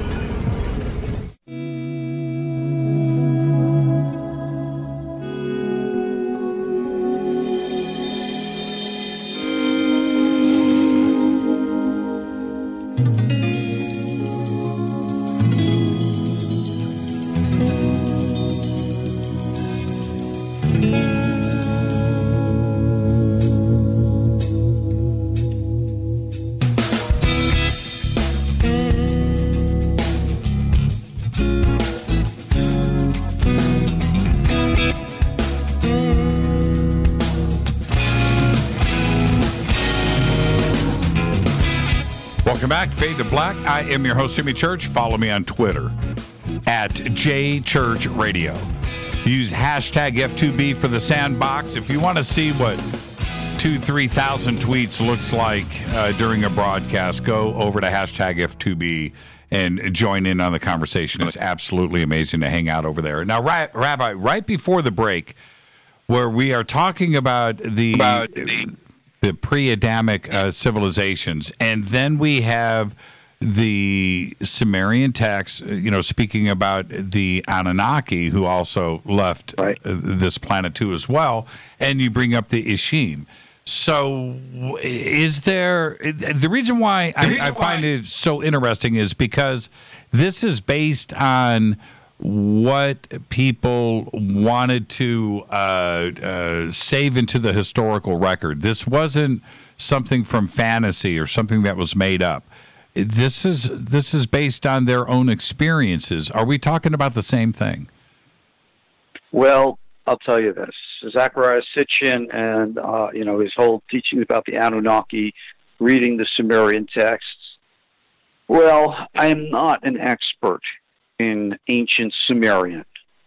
Aramaic I know, Hebrew I know, but I do know other scholars of Sumerian. And pretty much there is a consensus that Mr. Sitchin's works and interpretations are not accepted in our circles. So I'm not too worried about the Anunnaki or Nibiru or any of the other, lost planets coming down and re-enslaving mankind and the like. However, with that being said, that does not mean that there are not ancient teachings or beliefs about, these ancient ones. Our understanding of these, in quote, ancient ones, like we were mentioning before the break, is not that they are extraterrestrial, but rather pre-Adamic. Essentially, they're not them, they're us. And I think that makes a very significant distinction in Revelation, especially it puts things together. If you remember earlier we were mentioning about Jerusalem and temple treasures, you even brought in the Knights Templar and all the rest. Well, there is a lot of these things that are connected literally over centuries. And I might add, going out from Jerusalem to literally around the world. For example, I believe that there is enough archaeological evidence to validate and prove a Hebrew presence here in North America dating back at least 2,000 years. You have the old Ten Commandment stones that were found, etchings in Paleo-Hebrew, that's the original biblical Hebrew, found in the mountains of my old home state in Tennessee. Mm-hmm. You find all of these things in the old Indian burial mounds and the like. Now, this is important to understand because when we look today at North America, we think of it as what was once considered the New World. Well, it was always known. You find records to this great land across the oceans in some of the most ancient Hebraic rabbinic texts dating back 2,000 years. And it was nothing new in those days as well, because the teachings of this ancient land go back, I don't even know when original records were there. Now, what's important to understand about those references is that, of course, we know from the Greek tradition, from Plato, is mentioned in Timaeus, of course, of Atlantis. Well, it's believed and understood that North America actually was Atlantis. And Atlantis, by modern name, was the civilization of these Pre-Adamites who existed here on Earth prior to the coming of Adam and picking up in our story in Genesis. And that it was this knowledge and awareness from biblical sources that the ancient Hebrews knew of this great land, and that is why they, in quote, sought it out in ancient times. And this, of course, plays right into the understandings in the Latter-day Saints teachings, the Mormon teachings, that you find in the Book of Mormon about, a Hebraic tribe from Judah who came and, became, I think it was the Lamanites or whatever. My Book of Mormon is not as good as it should be.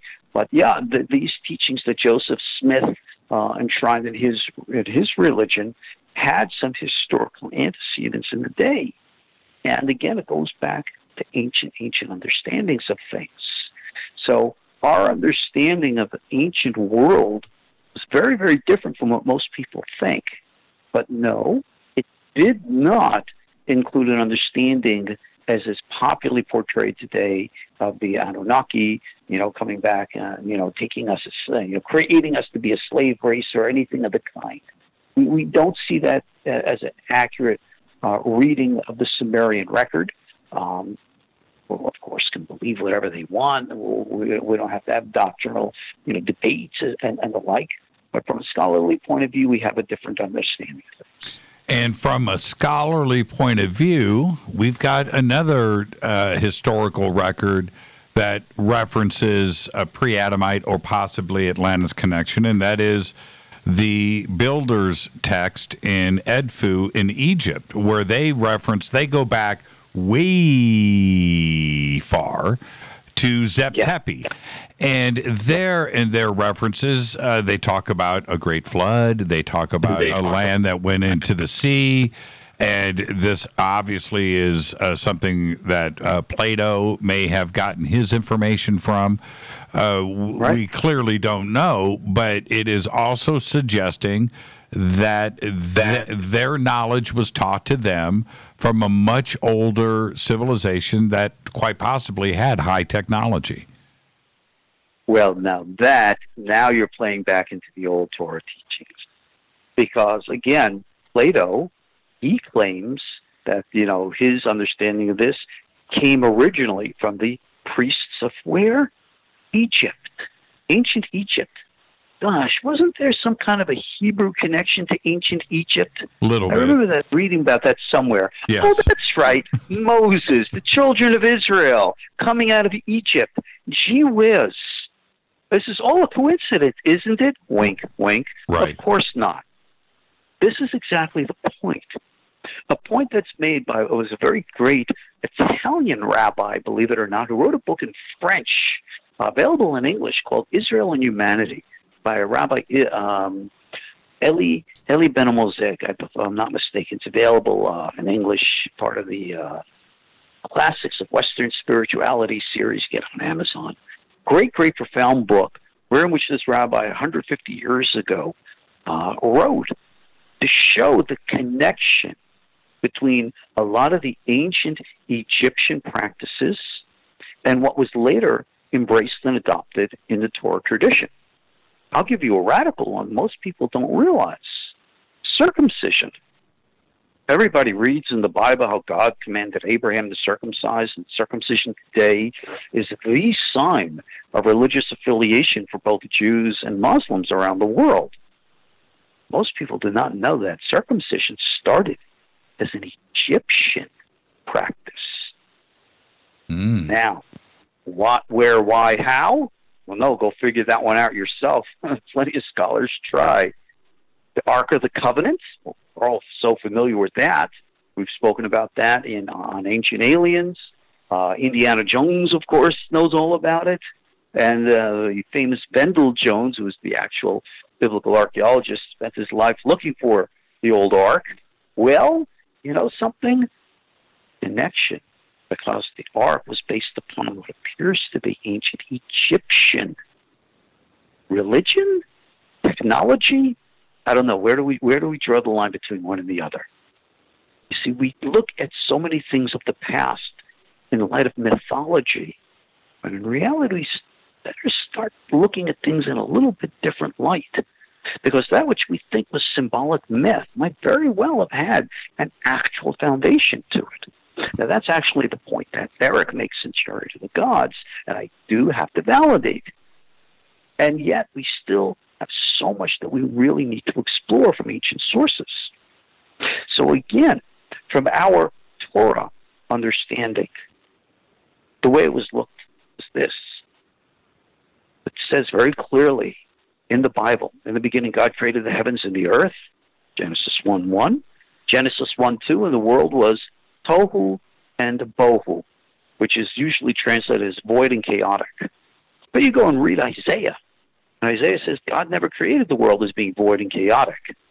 If God didn't create the world that way, how did it get that way between Genesis 1:1 and Genesis 1:2? Something's missing between the two opening verses of the Bible. And this is not just a Jewish revelation. You can go into Christian Bible commentaries like the Dake's commentary. He even recognizes it as well. And we recognize something's missing in the biblical account. And it has been brought down in the oral teachings. Remember, not all teachings of the Bible were written down. We have an oral tradition that dates back literally to Moses himself. And it states that before God created our world, there were other worlds that were created and destroyed. Some interpret those to be spiritual worlds. Others understand them to be very literal. And again, a point that's covered on our program and others as well is that there does seem to be, in my opinion at least, overwhelming archaeological validation to show that there were very spiritually, technologically, highly advanced civilizations in prehistoric times. Now, my peers on Ancient Aliens, of course, want to say, yes, the ETs coming down. Our understanding, it wasn't them, it was us. And that it's us who have gone to the stars and coming back to visiting us. It's always about us. That's the way we've always understood it. That's why there's such an interest in us. I remember when Seth Shotak, the famous, SETI scientist, he was on one of the panels at our Santa Clarita Ancient Alien Conference, and he was saying, why would aliens be interested in us? We're so insignificant. There would be such radical differences between us and the like. And I couldn't hog the panel and respond. We had like 20 guys up there. But the point that I wanted to make to Seth was that, you're making the assumption of thinking that we've not had a previous history. And therefore, a new encounter would be something based upon a non-commonality. But in reality, these entities are us. They come from here. They look at us as their little brothers, as the like. And no, they're not out to enslave us and eat our brains or anything of the kind. But rather, like themselves, they want to see us evolve. And we have a very long history, and I write about this in my book, Aliens, Angels, and the Demons, about the high advanced technologies of the pre-Adamic civilizations. And somehow, somewhere, whatever happened, whether it was the destruction of Atlantis that we find in parallel teachings and the like. But the question now is, what happened to all that ancient technology? There does seem to be evidence of a prehistoric nuclear war. And, Mohenjo-Daro and all the rest. And, well, there does seem to be evidence and suggestions of this even in the ancient Torah traditions. Now, I'll even take it one step further. We were talking earlier about Noah and the flood. Well, how is it that the flood came about? It was understood that in Noah's day, and this is based upon like the books of Enoch and the like, that the technology that existed in the generations before the flood was at least as advanced as ours is today. It was a different technological base, apparently on some type of a crystal technology, with, again, some type of a mental, telepathic component to it as well.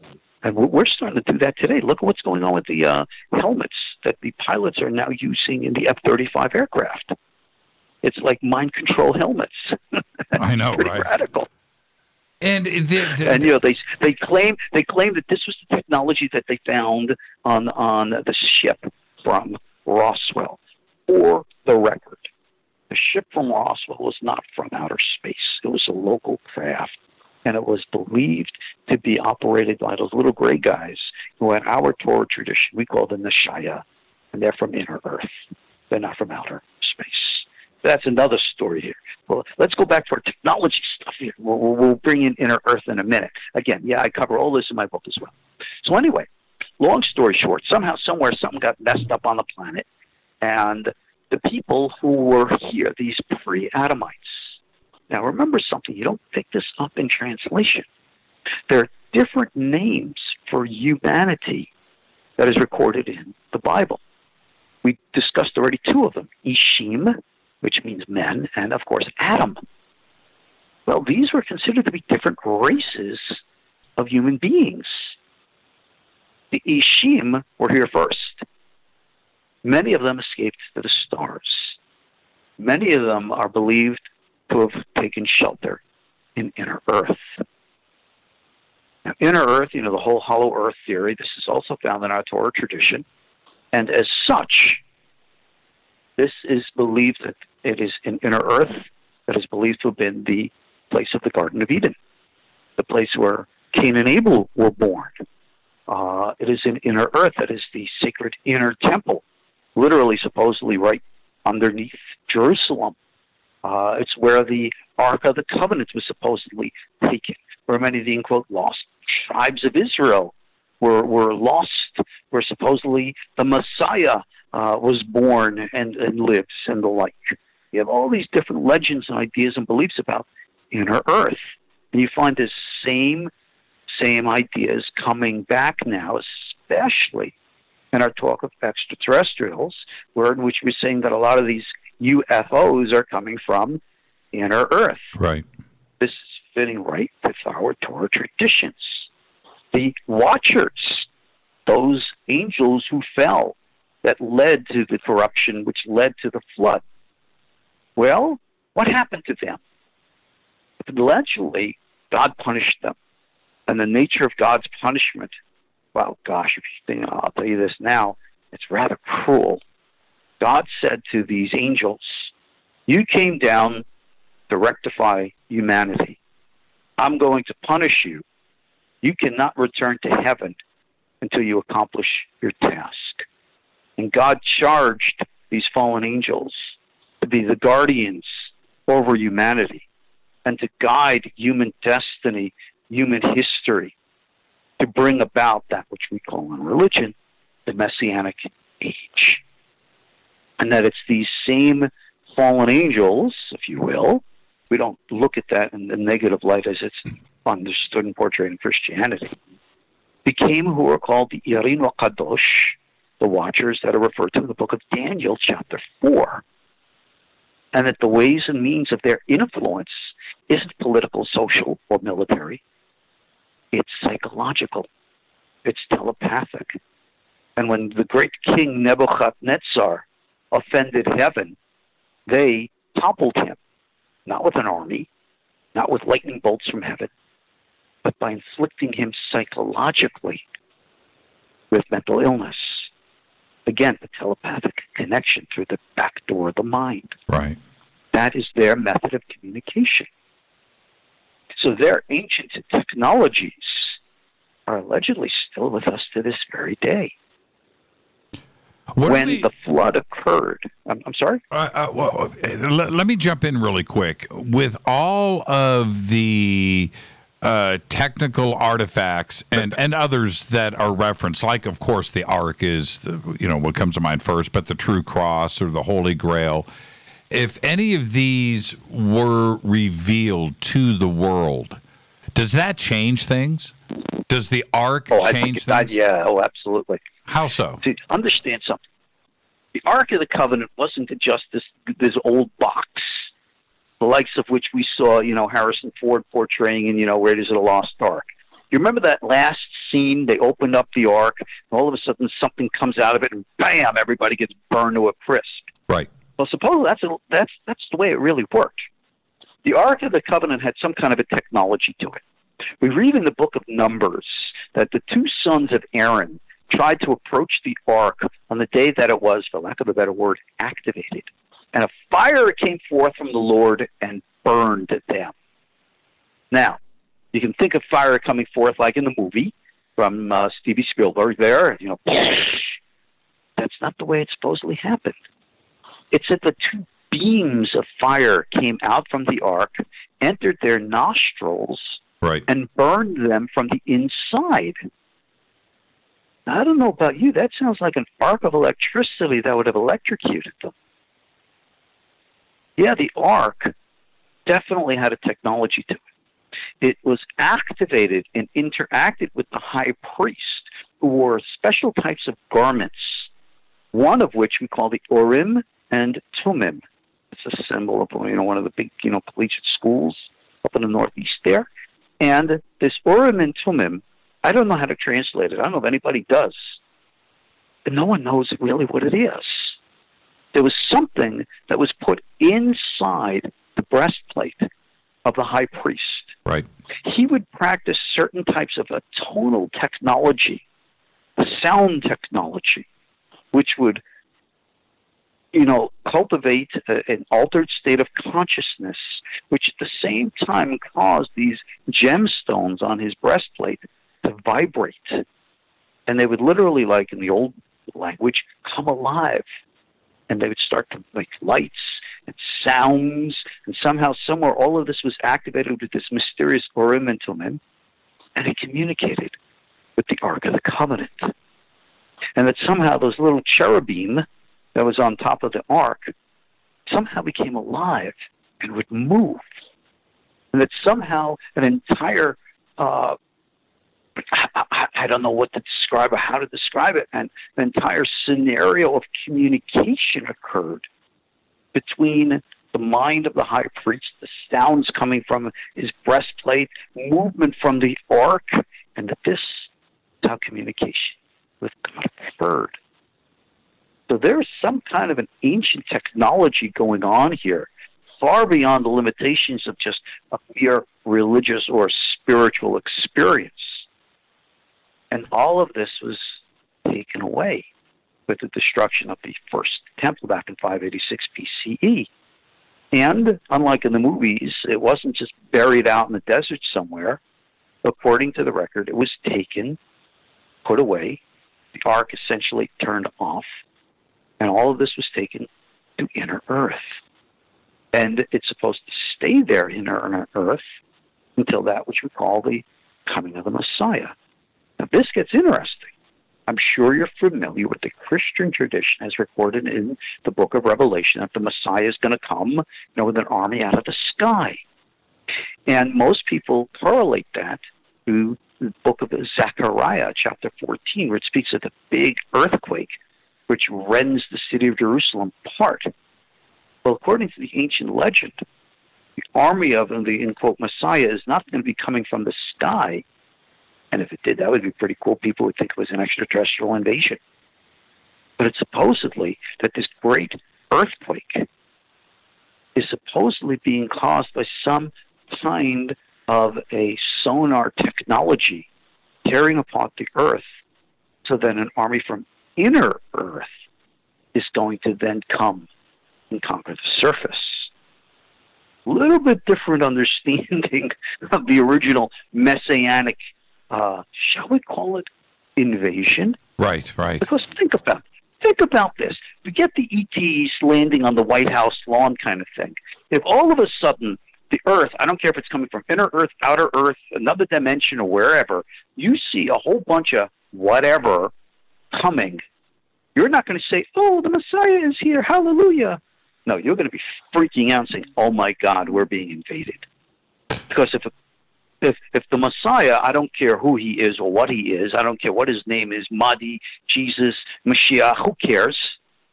If this entity, individual, whatever, comes with an army of angels, what do you think an angel looks like?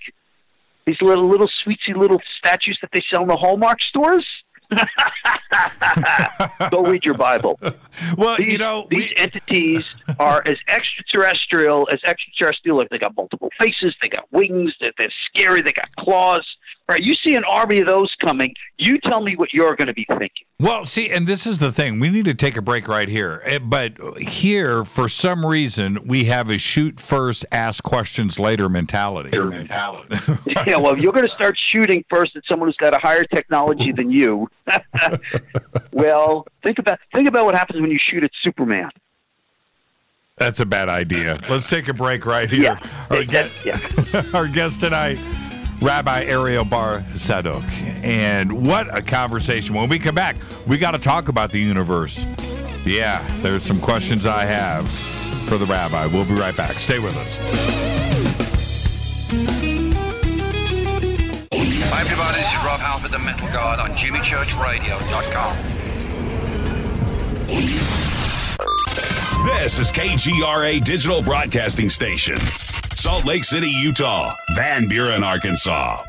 Poor water quality is a major health issue, and it's only getting worse. Municipalities can't keep up, standards have dropped, and pollutants are increasing. Where does it all end? It ends by keeping the pollutants outside of your home with HydroCare's advanced systems available at Wave Home Solutions. No less than the best purification materials and processes have been developed by HydroCare to provide you with healthy, clean water for drinking, cooking, and showering. HydroCare far surpasses the competition in removing chlorine, odors, iron, lead, chemicals, limescale, and much more. Don't settle for less when it comes to your water. We'll take care of the toughest water problems for you, whether it's from a city or well source. Satisfaction guaranteed. For more information, call 888-997-WAVE. That's 888-997-WAVE. Or go to bestwater123.com. That's bestwater123.com. Wave Home Solutions for a healthy, comfortable home.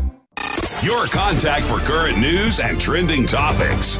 KGRARadio.com. Does your basement or crawl space have a damp, musty smell? Well, watch out. That's a sign of too much moisture and not enough ventilation. And that can mean increased mold growth and the buildup of harmful toxins and gases. Don't bother with a dehumidifier. It just circulates the same unhealthy air. Now there's a better way to remove these dangers and odors. It's with the computerized Wave Moisture Control Unit that reduces moisture and expels pollutants. We replaced our old dehumidifier with the Wave unit, and in only 3 weeks, our basement is dry and the musty smell is gone. Wave units require no maintenance, no buckets of water or filters, and costs only pennies a day to run. Breathe better, live healthier with an affordable, no-maintenance Wave unit. Call 888-717-WAVE, 888-717-WAVE, or visit dryhealthyhome.com, dryhealthyhome.com. Ride the wave.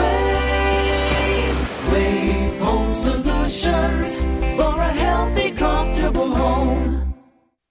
This is Jimmy Church of Fade to Black, and I only drink Fade to Black blend coffee from River Moon. Just click on the River Moon coffee banner at jimmychurchradio.com. Promo code F2B Blend. So are you tired of being tired? Well, then it's time to get the tea. Hey, it's Lisa here to tell you about this all-natural, all-organic tea I've been drinking that has had great results for over 20 years. It's called Life Change Tea, and it's specially formulated to help detoxify and cleanse your kidneys, liver, colon, and blood all at once. The colon is one of the most ignored organs in the human body. The faster that waste is eliminated from the body, the less time that waste sits in our intestines, spreading toxins to our bloodstream.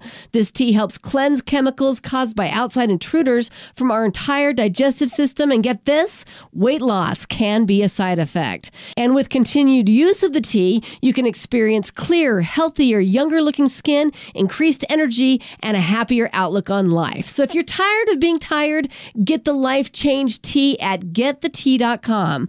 That's getthetea.com. And like me, you'll be glad you did.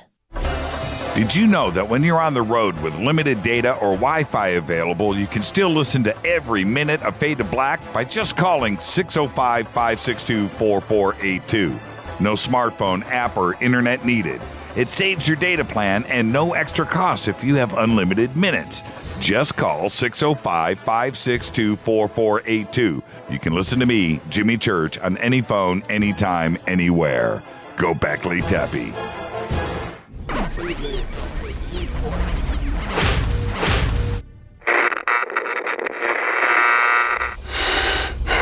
You want to know a secret? I love ponies. I really love ponies. I'm serious. I couldn't stay sane without ponies to brush. Why fade to black? Because you never got that pony, damn it. This is Fade to Black with Jimmy Church on the Game Changer Radio Network and KGRA, the Global Radio Alliance.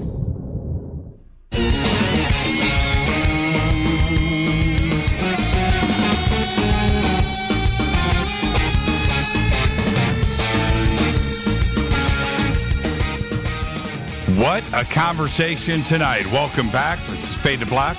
Our guest tonight, Rabbi Ariel Bar Tzadok. And it's Tzadok, Tzadok. And for all of you out there, it's with an S. And it was so funny earlier today when I had to ask you. it was one of those things. I didn't want to make a mistake. I just Tzadok, Rabbi, we need to talk about the universe here. So let's do that for a second.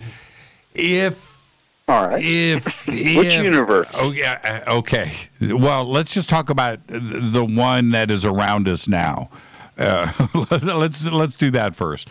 If we go with the religious side of this, which is fine, so if we take that aspect and God creating the universe and everything that is here, Alpha Centauri or another planet do they have the Torah, right? Is there? Now, that's a great question. All right, now, understand when we say God created the universe. Understand that from the Torah point of view. Remember our first commandments? You have no image of God, right? We put no image or semblance of that. God's not a person.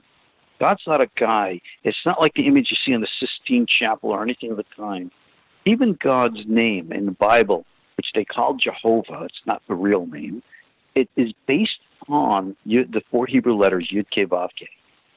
It's based upon the verb hoveh, which in Hebrew means to be. And it's actually in the passive verbal tense. When you take the prefix letter Yud, and you add it to the base vowel, that's how you conjugate the verb. So if you would take the verb to be, hoveh, put the prefix Yud in front of it, it means active being, or being in action, or if you will, sentience, consciousness. That is what the name of God actually means. So God is not some kind of a guy who, just waved his magic wand and the universe came to be. Indeed, in the prophetic teachings, the entire concept of understanding creation is pretty similar to how today we understand the Big Bang. And the concept of evolution over a process of, by our modern definition of time standard, billions of years, is completely in alignment with how we understand the 7 days of creation. Why on earth anyone thinks the 7 days of creation are to be measured like on our holy Rolex watch, that's the same exact time and understanding of the movement of time as we do today. Why on earth did anybody draw that conclusion? Biblical times, they never thought like that. Indeed, the book of Psalms says that the day of the Lord is 1,000 years. And you've had rabbis who have understood that the age of the universe is literally billions of years old. So when we talk about God creating the universe, we have to take that out of a mythological understanding and look towards science as being, if you will, a revelation of the reality of, in quote, how God did what God did. And again, we don't think of God as an aggrandized human being. The Bible makes it very clear God is both male and female. So therefore, from a Torah point of view, unlike, today, this is big political or social thing. Some people call God he, some people call God she. We call God God. God is he and she. We don't make any differences in that respect. So with regards to the universe, we believe that God created the universe in accordance to a general pattern. And the pattern is universal. And that universal pattern, for lack of a better word, is spiritual, or psychological maybe is a better word. So essentially, if we're going to meet ET, whether he be from Alpha Centauri or anywhere else, yes, they could be radically biologically different from ourselves. And the method of physical, audible communication, they might not have ears, they might not have mouths in which to communicate. But we will be able to communicate telepathically, mind to mind, because they will have minds just like we do. And being that they will have minds just like we do, we will find that there is a commonality between all sentient life forms everywhere, and that is the mind. Now, you mentioned Torah. Well, good old Mount Sinai and the like. The Torah is considered to be, if you will, a revelation. Well, okay, what's it a revelation for? A realignment of our planet with the universe, if you will, because we got out of sync with what happened in the Garden of Eden, which is another story. And that, in quote, out of sync didn't necessarily happen every place. But if the universe has all these multiple different expressions, that somehow, some way, we all must be connected. So this is the profound revelation. That which we call mind is the definition of our humanity. And therefore, we will find those with mind, otherwise we would call humans, everywhere. Whether it be Alpha Centauri, a different universe, a different galaxy, different anything, anywhere, including what we call, those we call, angels. Mind to mind. Regardless of our physical forms, using the wise words of that great Rabbi Master Yoda from Star Wars, luminescent beings are we, not this crude matter, if you remember. Yes. And that's the truth of it. We call it our souls. You can call it your astral body. Call it whatever you want. That is the true nature of our humanity. It's energy. And that is something we share with whomever, whatever, wherever is out there. That is our true commonality.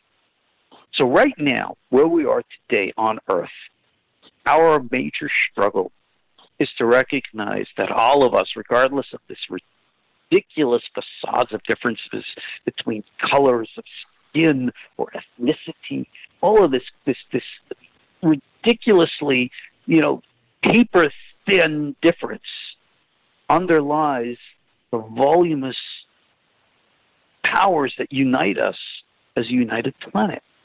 We're all one. There's no difference between any of us. We're all the human race. And even beyond that, we're part of the greater whole of the planet. When we can recognize this unity among ourselves, we're going to recognize that we're part of a greater unity in the universe as well. Yeah, that's what's coming. That's what we call the Messianic Age. And from our Torah point of view, that's the whole goal of everything that's all about. So again, it would be cyclical then on every planet with intelligent life, in that they are going through the same cycles that we are, and there would be a Garden of Eden type of reality for every planet out there with intelligent life. It's very possible, yeah. I haven't been to all the different planets out there, so I can't tell you what's going on in each and every one, but our human experience here on Earth most likely is not unique. And I'm talking about our psychological growth as a collective race. I don't think that we're so unique and different from the other races that are out there, regardless of whatever our biological differences may be. Psychologically, spiritually, mentally, telepathically, call it whatever, I think pretty much, yeah, we're all following in a same greater pattern, which is following some greater pattern of whole of the universe. That's what we seem to be experiencing. I have an email here from one of our Jewish listeners out there, and he says that he's afraid to talk to his rabbi and ask him this question. He wants to ask you, so I'm going to do it now. He wants to know if, obviously, he smokes weed. He wants to know if pot is kosher. All right. I'll tell you this. I am an old school martial arts teacher, instructor, good old disciplined kind of guy, and I'm very, very much against the use of any kind of drugs. Now, I don't smoke, I don't drink, I don't take drugs. But for anyone, and I'll get religious now. My teachers in Jerusalem were some of the leading, masters of the prophetic mystical school, and they had a very stern policy that anybody who used drugs they would never accept as a student, because they say that drugs like pot, because it has the hallucinogenic effect, affects brain chemistry, and therefore compromises, hinders, taints any kind of clarity in the mystical and or meditative experience. essentially putting blinders or a cloud or a veil over it, making it very, very unreal. And they consider that to be very dangerous. So, yeah, I know that pot today is used for medicinal purposes in many different areas. I know people who use it for, glaucoma and the like. And, of course, we have now, I believe it's the CBD oil, which I've heard tremendous positive effects from it. But, again, they take out the THC from it and therefore making it viable. Okay, those kind of things I don't have a problem with. But the recreational usage as it's done today, I think, is extremely detrimental and harmful spiritually and should be avoided totally. Now, at the same time, let's go into shamanistic traditions, in which they use other types of mind-altering chemicals, such as ayahuasca. Well, you and I could just go to the store, make-believe store, if you will, and pick up ayahuasca and say, oh, let's go on a trip. Well, we're not going to get the same results that the shaman's going to get, because the shaman, like the rabbi, like the sheikh, like the priest, like the minister, we're well-trained clerics, each in our own field. And that shaman has years of training and experience in meditative practices and uses that ayahuasca in a very controlled environment with very precise, specific instructions, all of which are lacking with people who want to use these things recreationally. And that's the difference between a positive and a negative spiritual experience. I have this question from one of my producers here, Renee, and this is, I'm just going to read it to you directly. Please ask the rabbi if he has an opinion on what transpired during Jesus's missing years from ages 12 to 30. For instance, is it possible that Jesus may have been off Earth, learning about nature, the nature of the universe, and the true spirituality from non-humans? Okay. Jesus' missing years are only missing simply because the record of those years has not been included in the Christian canon. You can go into other records that claim to be from those days, which claim to also include different things. Was he off Earth? Well, we really don't have any evidence to suggest that that was the case. Remember, the aggrandizement of Jesus as the individual in the Christian tradition is far more than it is in the Jewish tradition. In our Jewish tradition, was just a good old Orthodox rabbi, not too dissimilar from me or my peers. I mean, he taught Torah, lived a religious Orthodox life, etc. So to think that he might have gone off Earth, well, no, we would not think in such a way. However, again, what we discussed before, that doesn't leave out the inner Earth connection.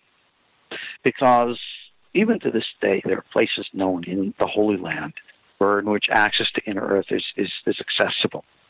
And it's very possible that there are those people who, have access to those entities who supposedly live down there and communicate and learn with them. So is such a thing theoretically possible? Yeah, I guess so. We have no reason to think that, again, the historical Jesus had any kind of a connection, based upon what we see from his teachings. And if I'm not mistaken, I think I'm the only Orthodox rabbi who has taught publicly the Christian Bible. On my website, koshertorah.com, I've taught the entire Gospel of Matthew from an Orthodox Jewish point of view. Not in any ways polemic to fight religion versus religion, but to help explain the actual Judaic and Torah values underlying Jesus' teachings. Again, build bridges between communities, unity, what it's all about kind of stuff. Sure. So, yeah, we can see, I believe that the record should be clear that Jesus' spiritual teachings seem to show an association with the meditative prophetic school of which we've been talking about over the course of our conversation. And most likely, those, in quote, missing years, he was either, working in daddy's shop up in the north, or most likely was in a good old traditional yeshiva, religious school of learning, very similar, if not exactly, Qumran, the Dead Sea Scroll folks, because we do see some type of a correlation between teachings. A man of his age at that time was either married with children or, very similar to today, in a school of religious learning. So most likely that is where the historical Yeshu was. And in those schools of learning, if he was indeed practicing the meditative traditions, then he would have learned this type of, if you will, astral or spiritual travel, which could have taken him to who knows where. So whether it was off-world or inner earth, those types of connections in a meditative way, as opposed to a technological or mechanical, transportation type way, very, very possible that could have been, simply because it was very common in the day with many of the practitioners of the day then as it is today. I need some clarification, if you don't mind. I was baptized Catholic. My last name is Church, so I'm not hiding anything here, right? James Church. So, but for the world, when it comes to Jesus and the Jewish side of things, and then we have Christianity and Catholicism and who Jesus represents. Where is it when I hear people say things without a basis of knowledge? Well, the Jewish side of things does not believe in Jesus. He was not the Son of God. In some instances, I hear that there is a denial that Jesus ever existed, and there's this clash of ideas here. So from the Torah or the Kabbalah or the Jewish side of things, where does Jesus stand? All right. The major issue is this. Number one, I don't believe in fighting or arguing over who is right or who is wrong, simply because people have different ideas and different beliefs. And at least from my point of view, I respect those differences. So let's go into the book of John. In the beginning was the Word, and the Word was with God, the Word was God. Well, go back, look at your Septuagint from the Greek, and look at what the original Hebrew word would have been. In the beginning was the Torah, and the Torah was with God, and the Torah was God. Now, being that the Torah is the Word of God, to think that the Word of God and God are kind of like connected, okay, that makes sense. Now we have a Judaic teaching. That's something that in the mystical Judaism is very, very well known. Many people have heard of what's called the mystical Bible, the Zohar. Well, in the book of the Zohar, in the portion called Ekev, page 73a, it states very clearly that God and His Word, the Torah, are one.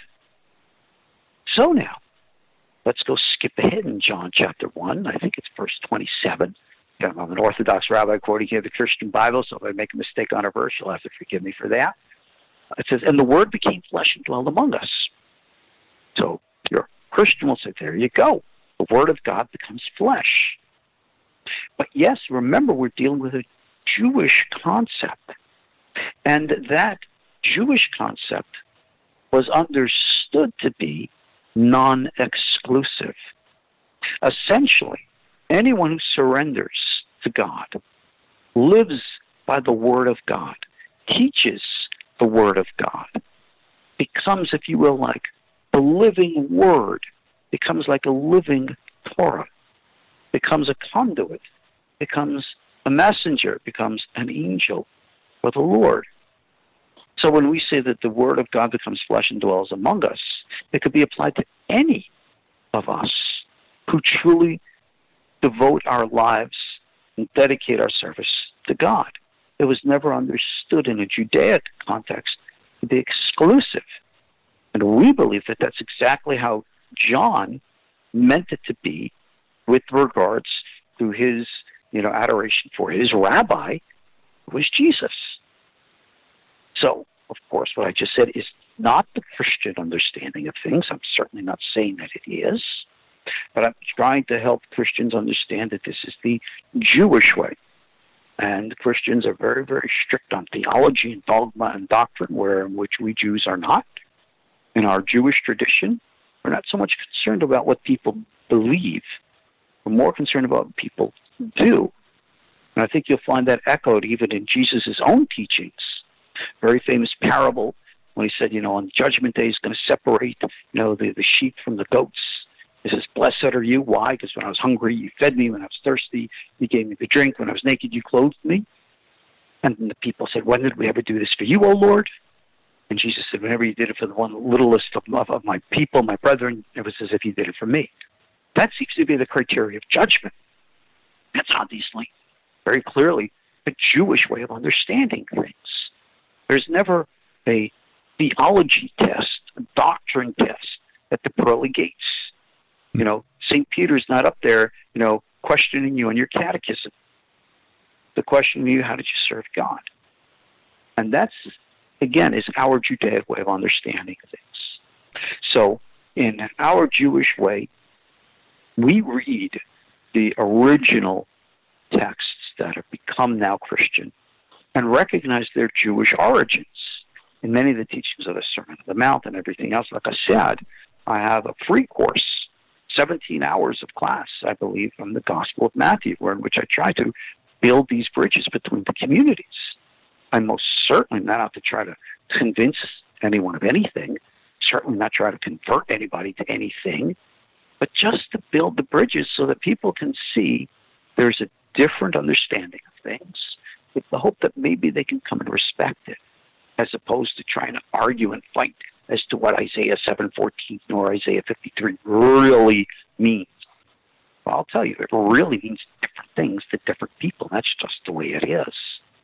Rather than try to argue about the black and white reality of things, we should recognize things are rather quantum in nature, just like science, multiple different ways of perception. I knew that we would run out of time tonight, so I'm going to ask you, is it okay if we do a little overtime? We go through this commercial and bring you back and wrap things up? Sure. Yeah, let's keep this going. Yeah, okay. I'm going to listen, but there's just too much left on the table here, so I want to wrap up properly. So let's just take a quick break, and I understand it's very early in the morning over there in Paris. This is Fade to Black. Our guest tonight, Rabbi Ariel Tzadok. Great conversation, fascinating. We're going to pick this up where we're leaving off right now and have a proper goodbye. I'll be right back after this short break. Stay with us.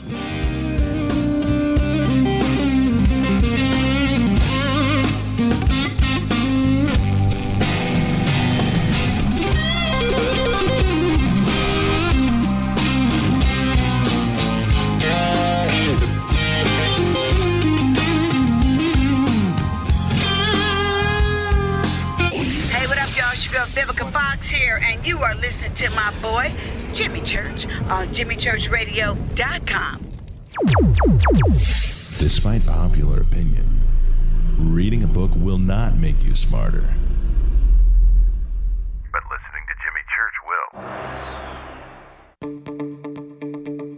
will. Hurricanes, earthquakes, wildfires. This year we've experienced more than our fair share. This is Jimmy Church of Fade to Black, and last month I decided to make sure my family does not have to worry about food should we get caught in a real emergency situation. Introducing Numana, a healthy, storable product that tastes so good that you'll want to eat it every day instead of just during those times of duress. All Numana products have a 25-year shelf life, are MSG and GMO-free, no preservatives, and are made in America. With the Numana pack in your home, you'll be able to sleep at night knowing that you've protected your family. Not only have I tasted and tested, I own it. Now you can too. Just click on the Numana banner on JimmyChurchRadio.com and use the promo code Jimmy when you order. In addition to a discount, we'll send you an autographed Fade to Black t-shirt. Seriously, go Beckley Tappy. This is Jimmy Church of Fade to Black, and I take Life Change Tea supplements every single day. It's what I do. Click on their banner at JimmyChurchRadio.com. When you take the beans from Central America with dashes of Indonesian and African mixed in and then roast it to the dark side of fade to black, you create the ultimate brew of fringe. Introducing the Fade to Black blend from Rivermoon Coffee. Yes, Rivermoon's darkest customized roast was created for the love of Fade to Black. The alchemy of masterful roasting and smoking the beans is in every sip of this full-bodied, dark Java. I need my coffee dark, deep, with distinct bittersweet chocolate highlights, just like the bunker. Leaning further into the darkness of the roast is Fade to Black blend from Rivermoon Coffee. Just click on the banner at jimmychurchradio.com and use the promo code F2BBLEND for 15% off of your order today. Go Beckley Teppy. Hi, folks. CBD is the home run hitter for health right now. Why, you ask? Because of what it does for the body. Unfortunately, I can't tell you all about the benefit. You know, there's reasons. Do your due diligence and log on to ancientlifeoil.com. That's ancientlifeoil.com. Ancient Life Oil uses organic ingredients and is blended in coconut oil for some of the best benefits. Legal in 50 states and non-psychoactive. Log on to ancientlifeoil.com. That's ancientlifeoil.com. This is Jimmy Church of Fade to Black, and my family is safe because of Numana Emergency Food Storage. Just go to the Numana banner at jimmychurchradio.com. Promo code Jimmy10. Are you intrigued by Paranormal Talk Radio? You'll love the new Paranormal Radio app from TalkStream Live. You'll find a great selection of talk shows covering UFOs, ghosts, strange phenomena, and much more. Download the Paranormal Radio app now and start listening to the very best in paranormal talk entertainment, including the network you're listening to right now, the Paranormal Radio app, free in Google Play and the iOS App Store. This is Kristen, Erica, Brittany, Gabby, and you're listening to JimmyChurchRadio.com. It's not a lifestyle we chose. We were born this way. KGRARadio.com.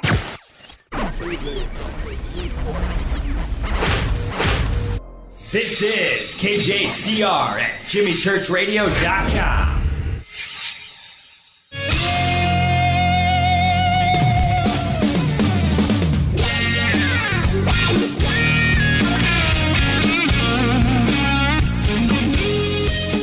Welcome back, Fade to Black. An amazing conversation tonight with our guest, Rabbi Ariel Bar Tzadok. And I didn't want to leave things off where we were. I knew that we were going to run out of time, so I wanted to get a couple of comments in. And Rabbi, you mentioned earlier martial arts, and I just wanted to relay this to you. When you mentioned it, this memory popped in my head. I have a friend who's a entertainment attorney and movie producer, and he took me. We were doing some work at his synagogue. Audio visual stuff, and he takes me to the ginormous synagogue here in Los Angeles, and we were going down downstairs, multiple layers deep. But anyway, and we passed this lofted area, and I looked down into this room. It's a meeting. It's big. It's a meeting room. But I looked down, and there is literally a couple of hundred young, I'm going to say 5 years old, 6 years old Jewish kids in a martial arts class, right? And I went, what's going on? And he goes, man, we teach self-defense here, man. That's what we do. And out of all of my memories from that experience being in this giant synagogue, that's the one thing that I've never forgotten. It was an amazing thing to see. So many down there focused and getting taught martial arts. It was something that I did not expect. Well, I've been a student of martial arts literally since I was a youngster like that. But for me, it's far more than just, punching, kicking, self-defense. I mean, I teach Krav Maga. It was really, military style of self-defense. But for me, martial arts is a movement and flow of health, spiritual and physical, of the movement and flow of energy, and it's a natural complement to our biblical traditions, and it's part and parcel of my life. And it's what I encourage others, and I teach others to, embrace it in their lives as well. It was amazing to see. I just stood there for a few minutes and took it all in. They were so focused. It was absolutely incredible. Okay, now the last question of the night, and it's a very serious one, and I like to ask all of our guests this question, which is this: if you had the opportunity to go off planet, and you were invited, would you go? Hell yeah. My wife and I would be the first ones. But we just got to make sure that the ship we get on, to serve man, make sure it's not a cookbook. Remember that old Rod Serling Twilight Zone episode? It's really funny that you say that, because if I have one thing that I need to make sure of, is I've got to make sure that the food is good, and you want to make sure that it's the opposite of that, right? Yeah, you better want to make sure you're not the food. You know what? I look at this universe as being all of God's children. All right? You and I are brothers. Everyone in the audience, we're all family. And I would look forward to it, consider it an honor to meet the rest of our family, whoever is out there, try to build bridges and things like that. And, yeah, I would think that'd be really cool. Do you think, just to dovetail one question on the end of that, because of Ancient Aliens and other programming like it, and certainly radio programs like this and Coast to Coast, the disclosure question seems to be closer than ever, that we are right on the edge of I was going to say revelation, right? I know everybody wants to say that the governments are going to be coming forward sooner or later, and they're going to say, yes, we have an announcement to make. Well, don't go holding your breath. And why do you say our governments? I will just tell you, our governments know a whole lot more than they're ever not only going to reveal, but what they can reveal. People in the religious world have been knowing these things for the longest time. And though our governments are secular, they still listen to what the religious, all religions have had to say, because it's the members of the religions, through our meditative, mystical, is how we make communications, and how we've always made communications. And people in government know this. They've taken advantage of this, since ancient times. Nothing new here. Our governments know not too little, they know too much. And they recognize that, some things you just cannot release to the public, because the public just can't handle the truth in many a case. But then again, it doesn't mean that you have to, put a clamp down on everything as well. Let nature take its course, and nature indeed will take its course. And the day will come that somehow, somewhere, whether or not government is involved, the revelation is going to be clear. And yeah, we wait for that day. That's what we work for. So no, I'm not waiting or looking for, an announcement coming out of the United Nations or Washington or Moscow or Beijing, ET has landed, nanu kind of stuff. Mm-hmm. But I think the revelation is going to come from another place. It's going to come from us. Well, the preconceived aspect of this was always that if it is exposed that religions will collapse, the economy is going to collapse, Wall Street's going to go down, there's going to be anarchy in the streets, and the world won't be able to handle the truth. Well, last year, with what was announced with the New York Times, then covered by CNN and Fox and BBC and all the major news outlets about the Pentagon's program and the release of these videos, a strange thing didn't happen, Rabbi. The Vatican didn't burn down. Right, Jerusalem is still there. Religions didn't collapse, and I think that we handled that news pretty well, don't you? Okay, now Jimmy, let's have two scenarios. Number one, out there, far away from us, we found somebody out there. Okay, cool. That's not really going to affect the price of gas. It's not going to affect what's going on. Now let's change the scenario. Oh, by the way, they're here. They've always been here. They're amongst us now. They're watching. They're everywhere. They're in control. Now, if that's your scenario, now people can start to freak out. Well, I would. Yeah. Okay? Yes. So, you want to talk again, the Bible, Book of Daniel, chapter 4, the Watchers, they're in charge and stuff like that. That seems to be the scenario more than, some guys out there on the planet far, far, far away from us. So, like I said, maybe sometimes our governments might know a little bit too much. So, you want to talk about disclosure. The question of disclosure is not, is there life in outer space, but rather, where is this life from outer space? What are they doing with us? You're going to be out. That might be too frightening a question to answer. You're going to be out here in Los Angeles next month for the Conscious Life Expo? Yep. We're going to be out there for Conscious Life, absolutely.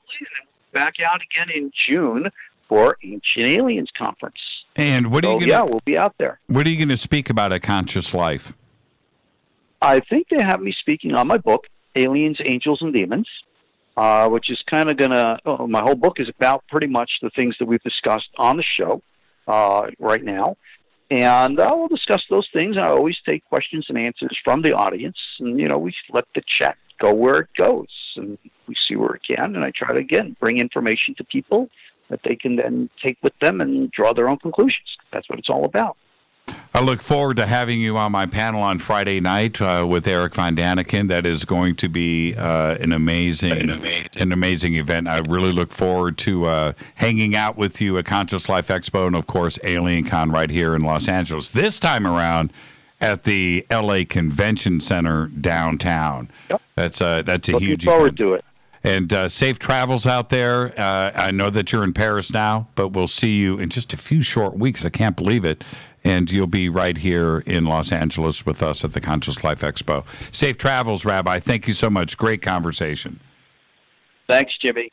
God bless. Take care. Right on. Thank you so much. And what a great conversation. Now, you can go to the Rabbi's website. It is koshertorah.com. The links are at jimmychurchradio.com, and everything that you need is right there.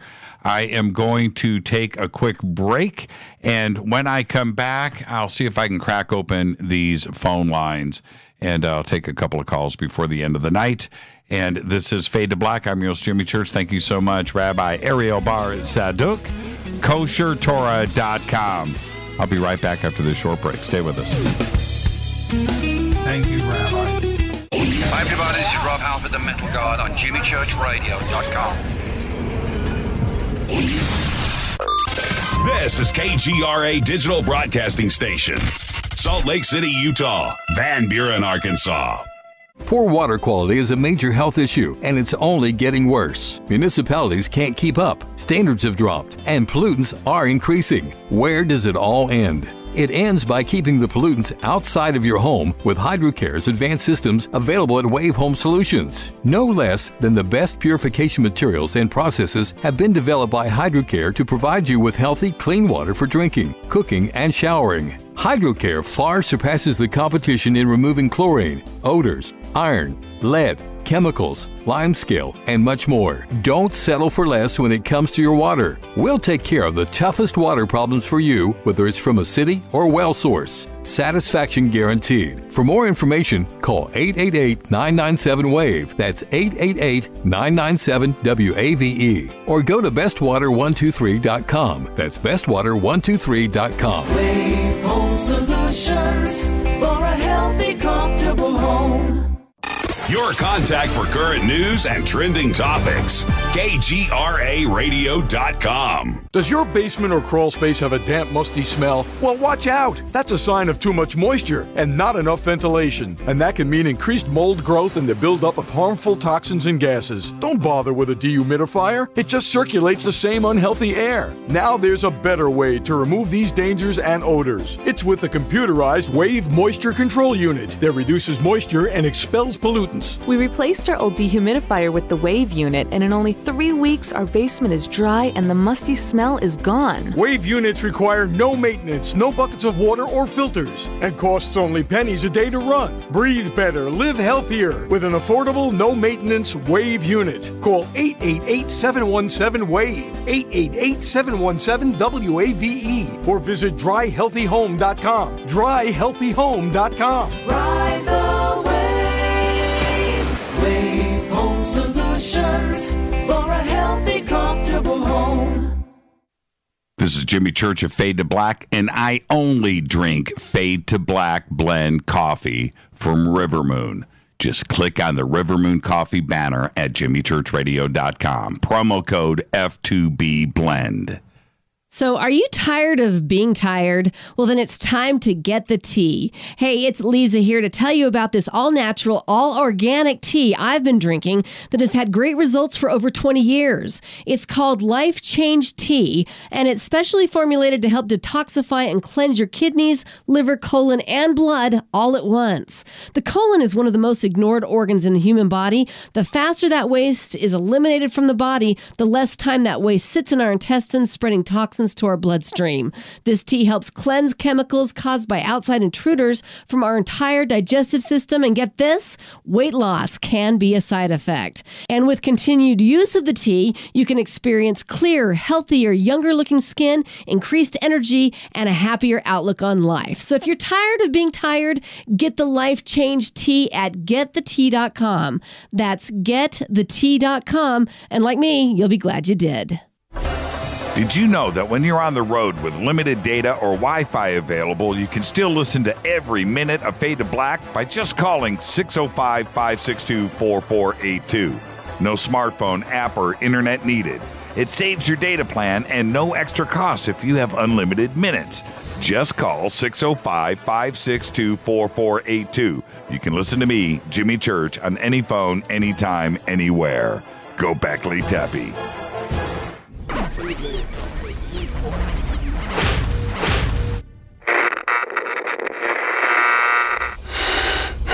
You want to know a secret? I love ponies. I really love ponies. I'm serious. I couldn't stay sane without ponies to brush. Why Fade to Black? Because you never got that pony. Damn it. This is Fade to Black with Jimmy Church on the Game Changer Radio Network and KGRA, the Global Radio Alliance.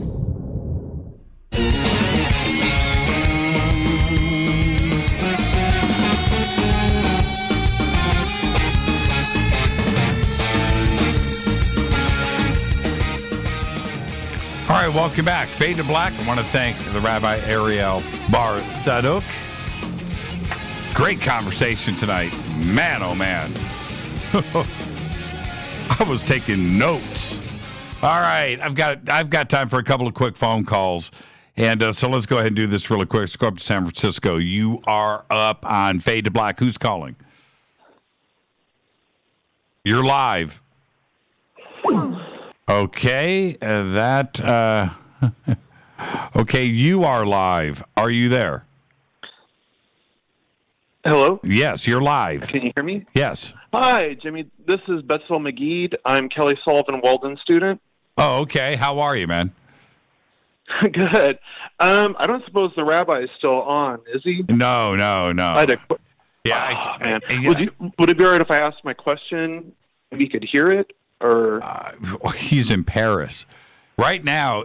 You know what time it is right now in Paris? It's like 6 o'clock in the morning, and he got up at 3 o'clock to do this show. So if I'm the good rabbi right now, I'm in bed. So I don't know. Yeah. So anyway, what's the question? Okay, so the question I had in the Art Scroll Ultra Orthodox Siddur, which is the Jewish prayer book. There is a specific prayer for the festival of Sukkot, and at the closing of Sukkot, basically the prayer says that in the Messianic age, the Messiah will come and he will slay the Leviathan, and he will feed the flesh of the fish to the children of the desert, and we will all feast underneath the sukkah, which is in a canopy or enclosure of the Leviathan. And what I was wanting to know is if this was a metaphor for the time-space fabric of reality that the Messiah would slay. Yeah, you see, you know what? But you, and I read your question when you posted it. Okay, I did. Uh-huh. When I read that, I see the same things that you do. Right? There seems to be a knowledge of math, of sciences, of physics, of the possibility of a parallel world. I see all of that, and it's just now, is that, and I'm going to throw this back to you, is it because we have knowledge of, how do I say this, that we have knowledge of the sciences and of technology today that we didn't have in the past?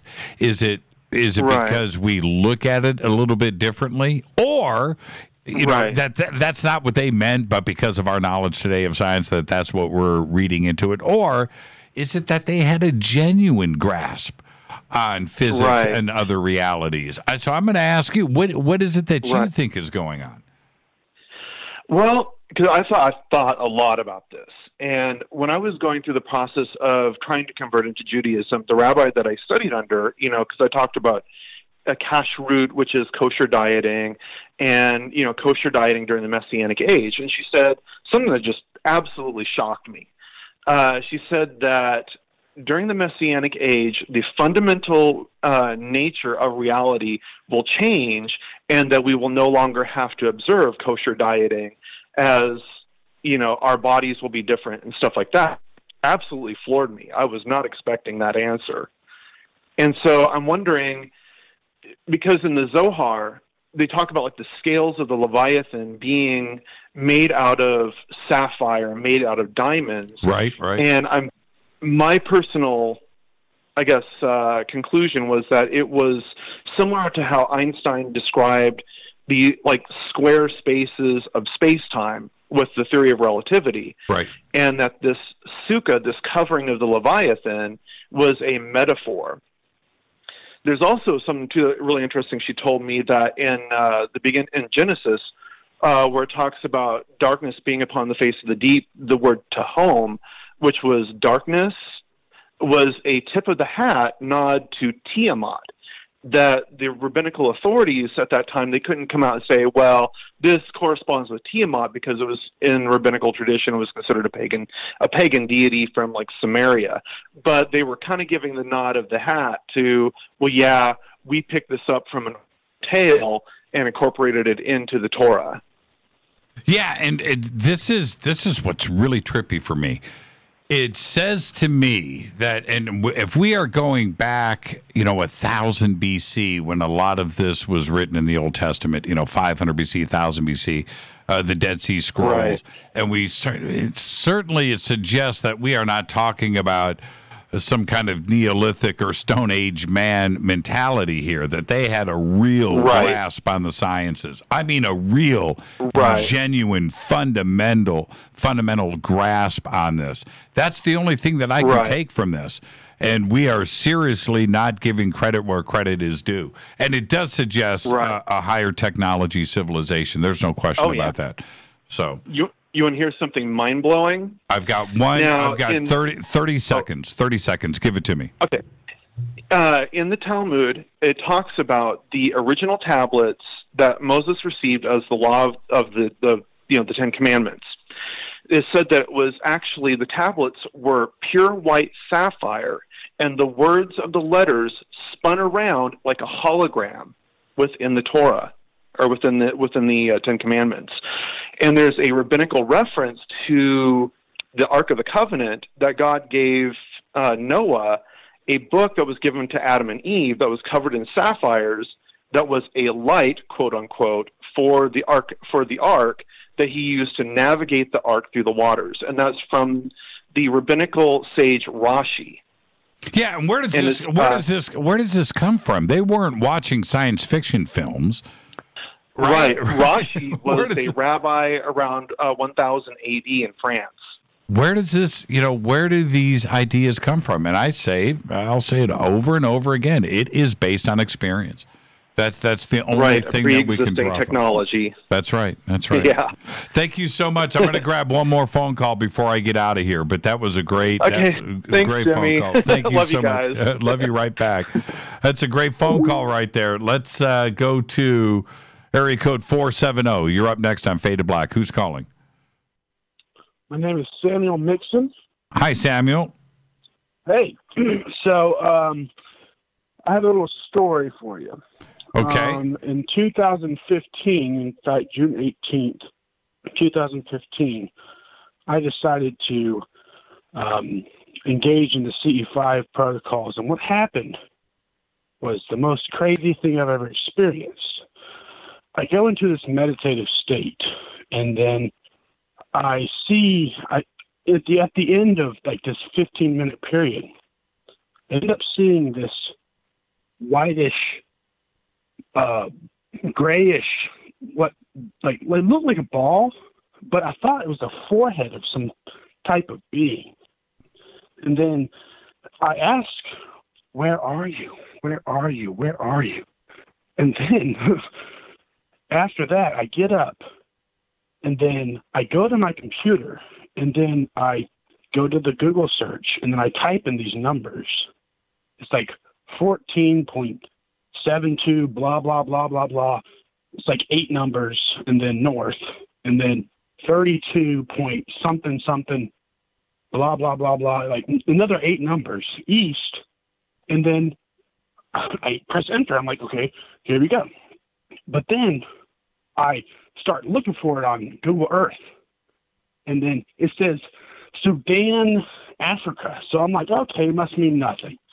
Sudan, Africa, or whatever.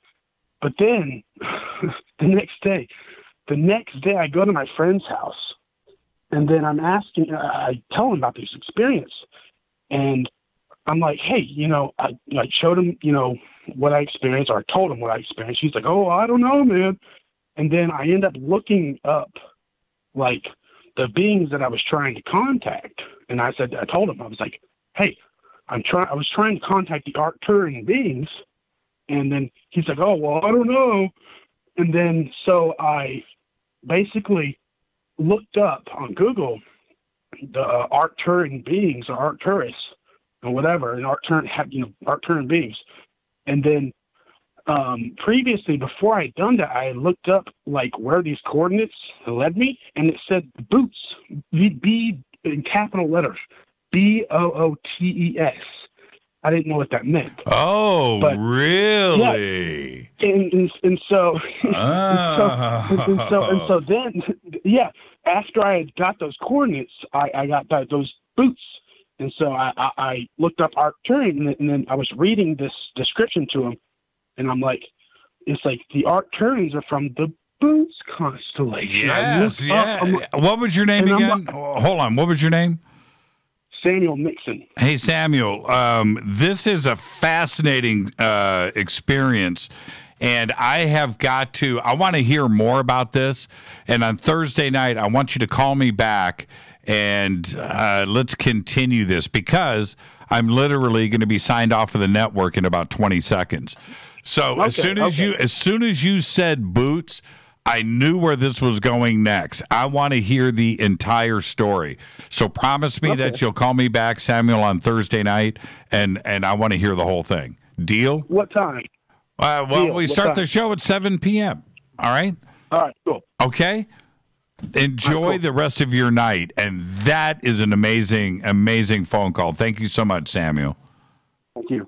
Thank you. I knew it. Right when he said boots, I knew I knew. That is what I'm talking about. I want to hear the rest of it, and then hopefully Samuel will call us back on Thursday, and we'll get the entire story.